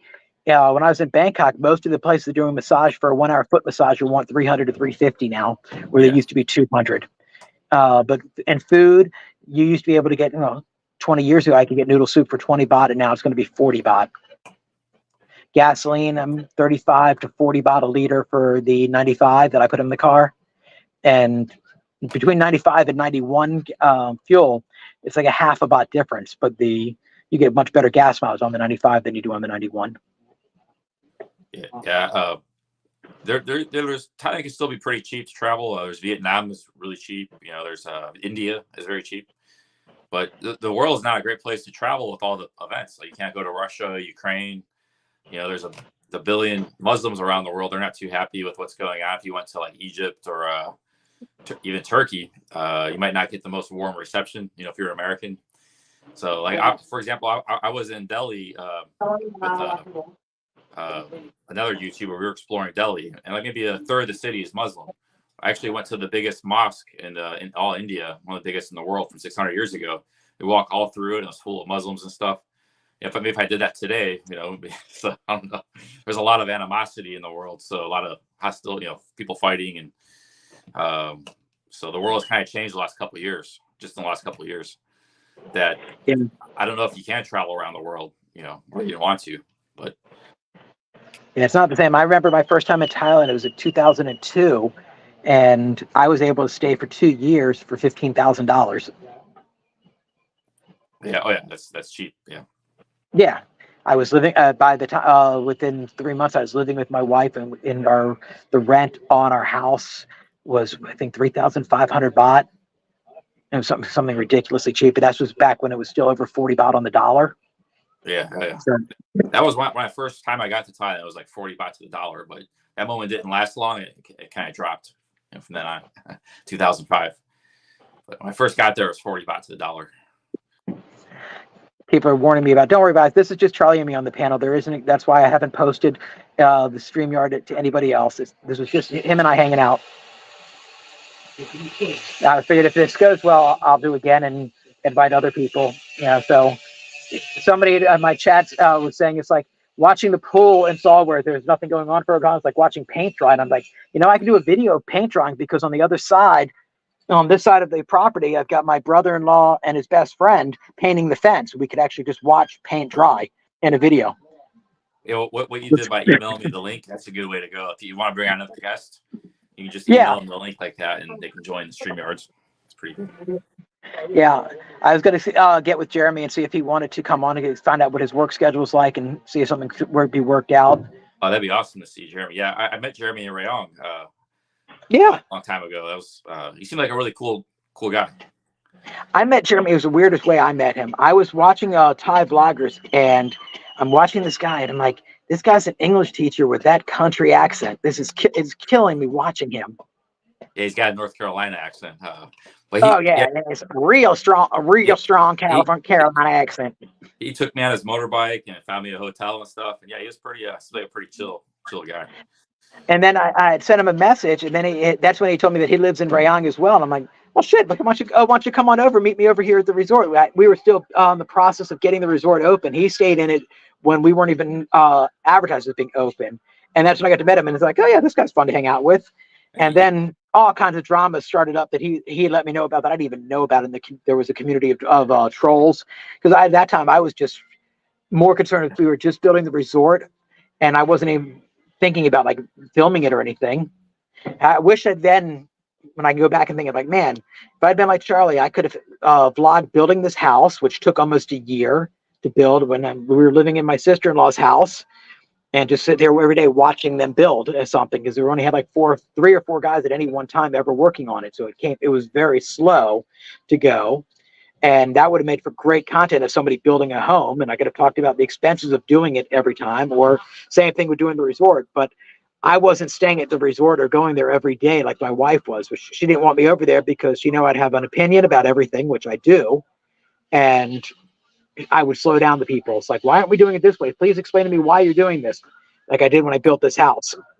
Are you? What are your future plans for YouTube? You plan on kind of using it as a hobby or getting into it a little more? Hobby. This is totally a hobby. It's like I have just got a lot of projects going on over here. So as soon as the pool is finished, we're building the deck, and so I'll stream that, because I just find those kind of things interesting. And if anybody else is going to be building it, you want to ask like, well, how much it costs to do this, and I can tell somebody like, here's what it costs. And then we're building a bathroom outside. So people want to, if you have to go to the bathroom for the pool, nobody pees in the pool. You know, there's, it's going to be called the pool for a reason. There's no pee in it. It's the pool, not a pool. So instead of having to go in the house, there'll be a swimming pool outside to go to. They're painting the fence now. And then in the bathroom, and then in the third bedroom here in the house, the tile has popped up because the house has had some settling. So they're going to pull all the tile out, put new tile in. Then I've got some welding to be done. The fence to be built around after the deck is built, the fence to go around so the dogs don't go in the pool. So they'll be over here for like the next 3 months with this project. So I'm just vlogging the projects. I got a quick question for you. Because you're pretty on the ball with everything, with these projects and stuff. A lot of people, like, let's say they get a house and they want to do a project, they get a Thai contractor. It seems like I heard they get overcharged. Like they see a foreigner, or even if they expect, like, let's say the wife's doing it and they just expect there's a foreigner in the house, they'll give them a lot higher quote. How do you try or manage to get the appropriate price for these projects from the Thai contractors? Is there a to it or a strategy? Wow. I can't answer that with experience because my contractor was my brother-in-law. Oh, okay. He was our general contractor. So so we got family rate for everything. And then when we had the driveway and fence put in, it was my neighbors who did it for us. So he's also a contractor, but he only does concrete work. And my wife knew him. Fair price. Yeah, so we always got fair. And because my brother-in-law knows the cost of everything, because he's been doing construction for 20 years, he knew if somebody was going to come in and give us a high bid for something. So when we had the well built, we had my other brother-in-law got his friend who digs wells for a living to come out here. When we had the fiber put in, my brother-in-law does that for a living. So we only had to pay for the fiber wire and his staff, but he worked for everything else on the cheap for us. Yeah, so I have no experience about hiring outside of family. Okay, yeah. For a lot of people, it's not just maybe at home, but like in business too, they need something done. They get 2-3 times the price, everything they charge. It's just, it's one of the aspects that makes kind of living and doing business in Thailand very difficult for a lot of people. Yeah, I think the most important thing is having a Thai partner who you trust is got to be the most, like for me, the wife. That's a big part of it, because some people, they might have a Thai partner that they get a kickback or something. It's like, on the quote, they're even raising the price up more than, it's like, but in your case, you got everything working for you good, Yeah, the one thing I would recommend, go ahead. Yeah. If you get a general contractor and you want to cut the prices, make sure that you go with them every time they buy things. So you're paying for it, and instead of them just giving you a bill for it, where they're going to do a markup of everything. If it costs 100, they're charging you 125. So when you go and they go, we'll buy the cheapest of everything, and in terms of materials, the cheapest paint. So if you go with them, you can get better quality for what they would charge you for the cheap quality. Yeah, you have to be in kind of plugged into the network. If you're not, even if you're very experienced, you speak good Thai, you have some understanding of the prices, it's very hard because there's like a code of secrecy among the Thais. So like for example, I'll give you an example. When I was coming off this island in Phuket, and there was me and these couple Americans and this Thai guy. The Thai guy was very nice, very awesome guy. And all the Americans were saying, we would like to stay in a hotel nearby that's cheap. The Thai guy wouldn't tell him there's right up the road. I stayed at the hotel. There was cheap hotels. There was like 3 of them, 4 of them. And so the Thai guy didn't say anything. Oh yeah, because he wanted him to stay at like an expensive resort. He gets a kickback. So then I said, there's a not even a kickback. It's like they're very selective with information. It's like a secret code, because they don't want to cut into another person's Thai business, a Thai person's business. Yeah. So, now I'm familiar with that. You can't get a recommendation from a Thai person typically. It's very hard. Even that guy was a cool guy, but like, so I said, there's hotels right up here, and then he said, oh yeah, there's like suddenly you remembered, it's like I see a lot of that in Thailand, but I think that's just they're kind of looking out for other Thai people, and they don't want to like interfere with other person's business, Yeah, you can't ask somebody, hey, can you recommend somebody, unless it's like their family member. Yeah, you're not going to get like close family and friends and like wife that where it's then you really maybe get the prices, But even like if you have a, a lot of guys too, like they live in Thailand for years and they don't have a close Thai friend. They may have foreign friends, but they don't have a Thai friend they can really trust. So it's really hard for people to break into, Thailand. Yeah, I guess I'm lucky where the resort is all my wife's family, whether it's her brothers, her Yeah. cousins, her aunts, that whole area where the resort is. Everybody around there is She has family member, a two or couple. three levels, second, third cousins. Yeah. She has a massive family. Yeah, right. Well, she's one of 13. Her father's one of one brother with 5 sisters, and her mother is one of 9 children. And so she's got a big family on both sides and tons of cousins, and I know all of them. And when we got married, my God, I mean, you've never seen so many people. I didn't even know there's many people in the village, and they just came out. Everybody came to the wedding because everybody knows my wife. Yeah, I think And the family is her a big mom was part of well it. loved. If your girlfriend has to be a good person, your wife, but she kind of has to have a good family too, because Yeah, I was dating a girl and her mom really liked me and her family liked me, so they considered me like a good influence on her. They didn't try to take advantage of me or they want me to do this or that.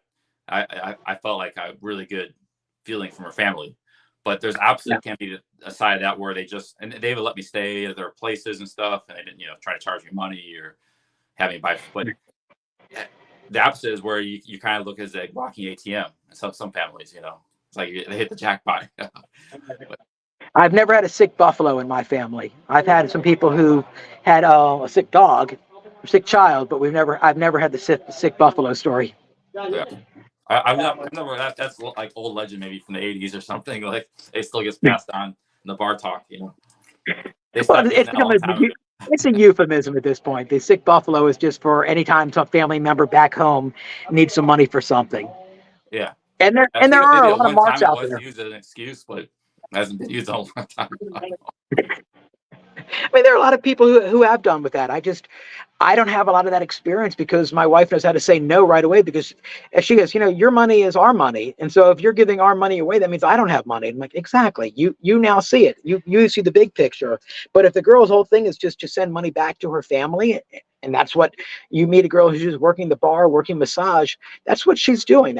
She's there to make money to support her family. Yeah. Well, a lot of people like the guy knows what he's getting into, and then the girl kind of there's not like any nobody's getting by like the guy knows it's an arrangement. Nobody keeps spending Yeah. money at home and gets to spend time. Yeah. But Yeah. So my buddy Peter, he lives in Chiang Mai half the year and in Texas the other half. 69. He turned 69 this year. His wife is 43 or 44, and it's his third wife.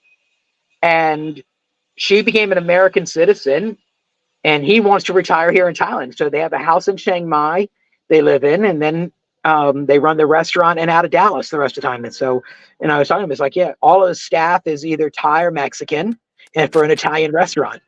But he just doesn't. He doesn't want to live in Chiang Mai, but that's where her family's from. yeah, And he says, yeah, I've never, paid a dowry because she had never been married before, but it was a small dowry. And he said, I do either one thing. Either I can pay her dowry or she can move to America, but we can't do both. And I'm like, there you go. But if you wanted to meet a good girl, a proper Thai woman, don't try to do it in a tourist area. Have somebody introduce you. I know a lot of really good Thai well, women. I met one from a buddy of mine. She works as a recruiter for people who looking for English teachers. She's making 150,000 a month. oh, and awesome, yeah. That's my problem. She's I've never lived anywhere other than Pattaya. Well, I lived up in the country with my girlfriend. But that was the only time. I've traveled all over Thailand many times, but I haven't really lived anywhere other than that one village and then Pattaya. That's it. All my time I lived is in Pattaya, and Pattaya is just not a good place to meet a girlfriend. You can go to disco and date a little bit. Yeah. part of the grinding noise. They're cutting PVC piping in the background there for the pump for the pool. That's what you're hearing. So he's just trimming out some PVC. Should be done in just another minute. I see he's got 1 or 2 pieces left to trim down, and he's done. Most people would use a pipe cutter to cut pipe, but here they use an angle grinder.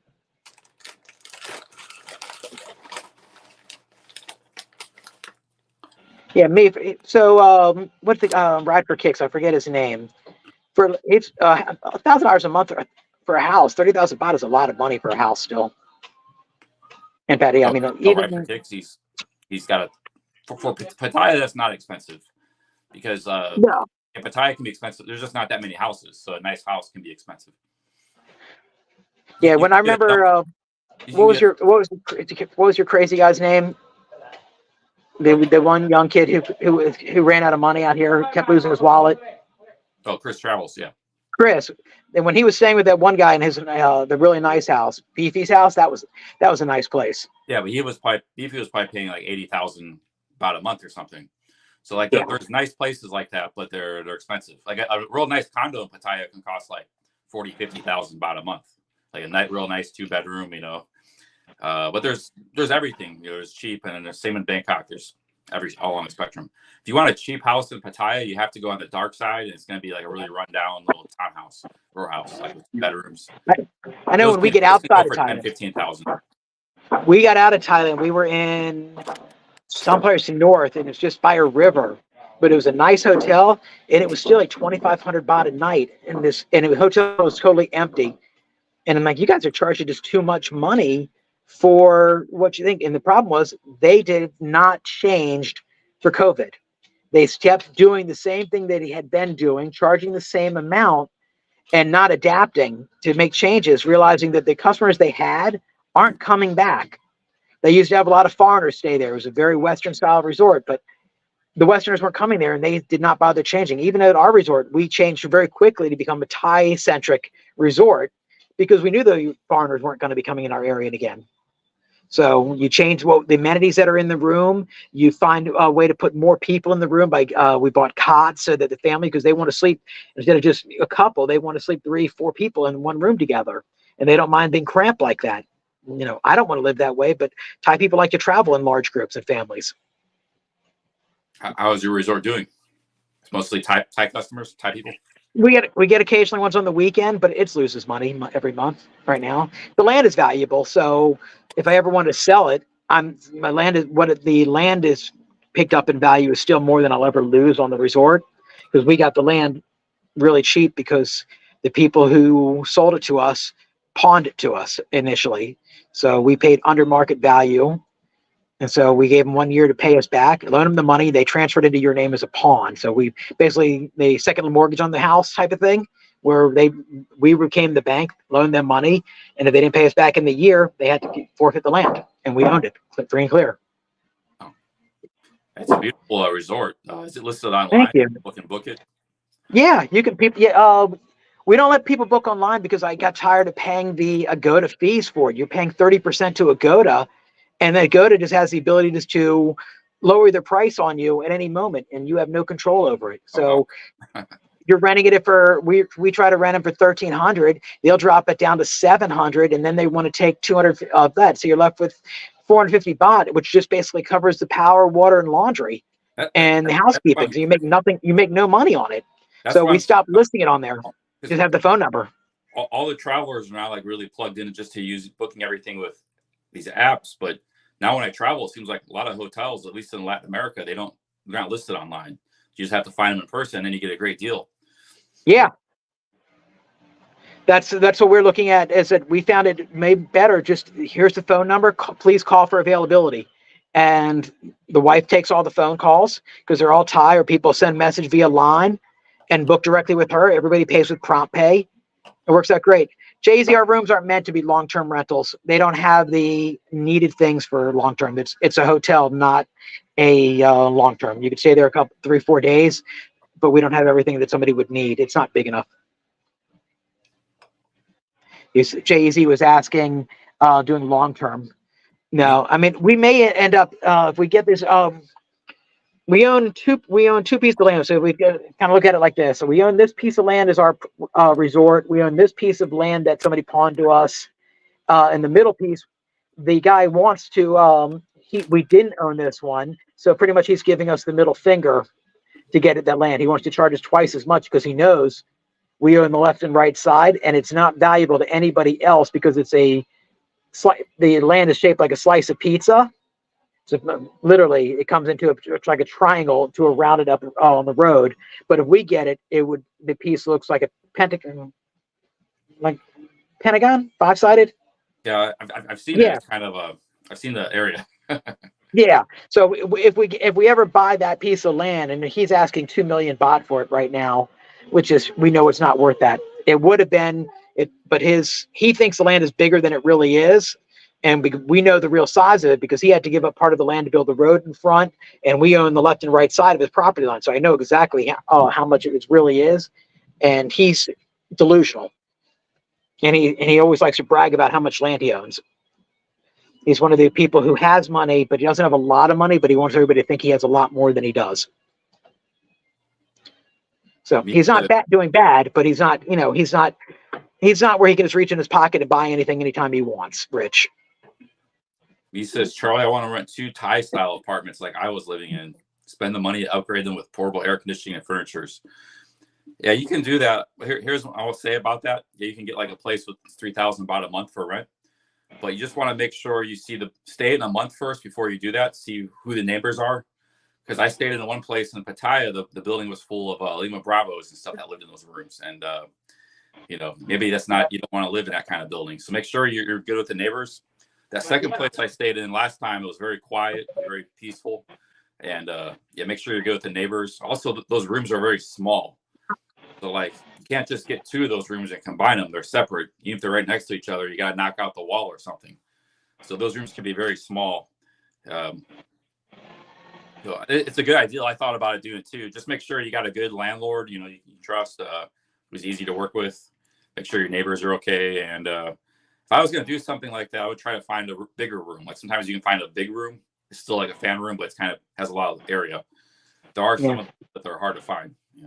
Yeah. Me, who's in the chat, is saying that 1,300 baht was steep for my resort. Well, you think might be steep, but get online and look at the hotels in our area, and you'll see that we are one of the lower priced ones. The hotels all around us are charging 15, 18, and higher. And ours is a very nice place, but we are not right on the ocean, and that's the difference. But if we were on the ocean, it would be even better. Go hard, brother. I didn't have a problem with the Limas. I'm just saying that I'm just using it as an example. Like, make sure you're okay with your neighbors because, they're just small rooms and there's people living all around you. Like you might have real noisy neighbors. I've been lucky to live in buildings where like I didn't really have a problem with my neighbors. But I've heard stories where, people are playing music all night out front, in the driveway or something. And, it's just one thing after another. So you're kind of rolling the dice in these apartment complexes. You don't know what you're going to get. I'm looking at the swimming pool, and they told me it'll take 2 trucks to fill the pool. Well, the one truck came here, it put 1 foot of water in the pool. And I'm watching with the wind blowing all the leaves falling into the water, telling me that I'm going to get a pool cover almost immediately because it's going to make a mess. I'll be out there every day cleaning the pool.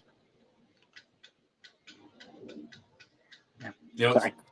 I like watching them work. A drinking town too, so it doesn't even have to be a cheap room. I've stayed in apartments that were nice, like 10,000 baht a month, aircon, and you got some crazy, foreign neighbors. They're just yelling like 4 a.m, drunk, out of their minds, and craziness going on. So you got to watch out for that in Pattaya. But, yeah, the one thing I would say that if you're ever thinking, what you're talking about renting is the same thing about buying. When we bought this land, we didn't even have a chance at it, looking at it ahead of time. We were still living in America, and my sister-in-law called my wife and let us know that this land became available. It was super cheap at the time because the person was in a bind and they needed to sell it, and they needed to sell it right away. They couldn't take the time to list it, and they needed a cash buyer.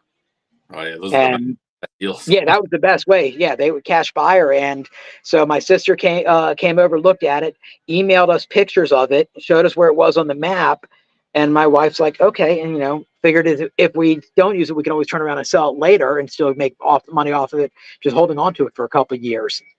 And when we came out here, I was like, no, this will be fine for building. It's nice and quiet, and which is what we wanted.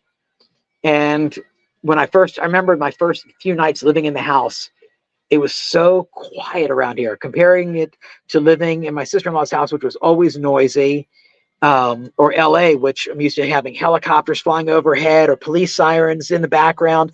All I heard were crickets, bullfrogs in the background. And then the daytime, the birds, and it's just like, where those bullfrogs ever stop, all you're hearing is wah, wah, wah, wah, wah, wah, all night long. Now it's like music to my ears to listen to. I could never go back to living city life again. Yeah, it's I mean, country living. country living. I grew up in the cities. I've always lived in a big city, so the idea of now living in the country for me is just so much more relaxing. But I always make the joke with my wife, is like, yeah, it'll take me 10 minutes to get out of the house onto the main road, and then 10 minutes more just to get to anywhere else. All right. My wife is calling me. All right. You want to end the stream or? Yeah, I'm going to end the stream, guys. I'm going to talk to my wife. All right. Nice talking with you, Ross. Have a good All one. right. Talk to you guys. Good luck on the pool. See you guys. See you.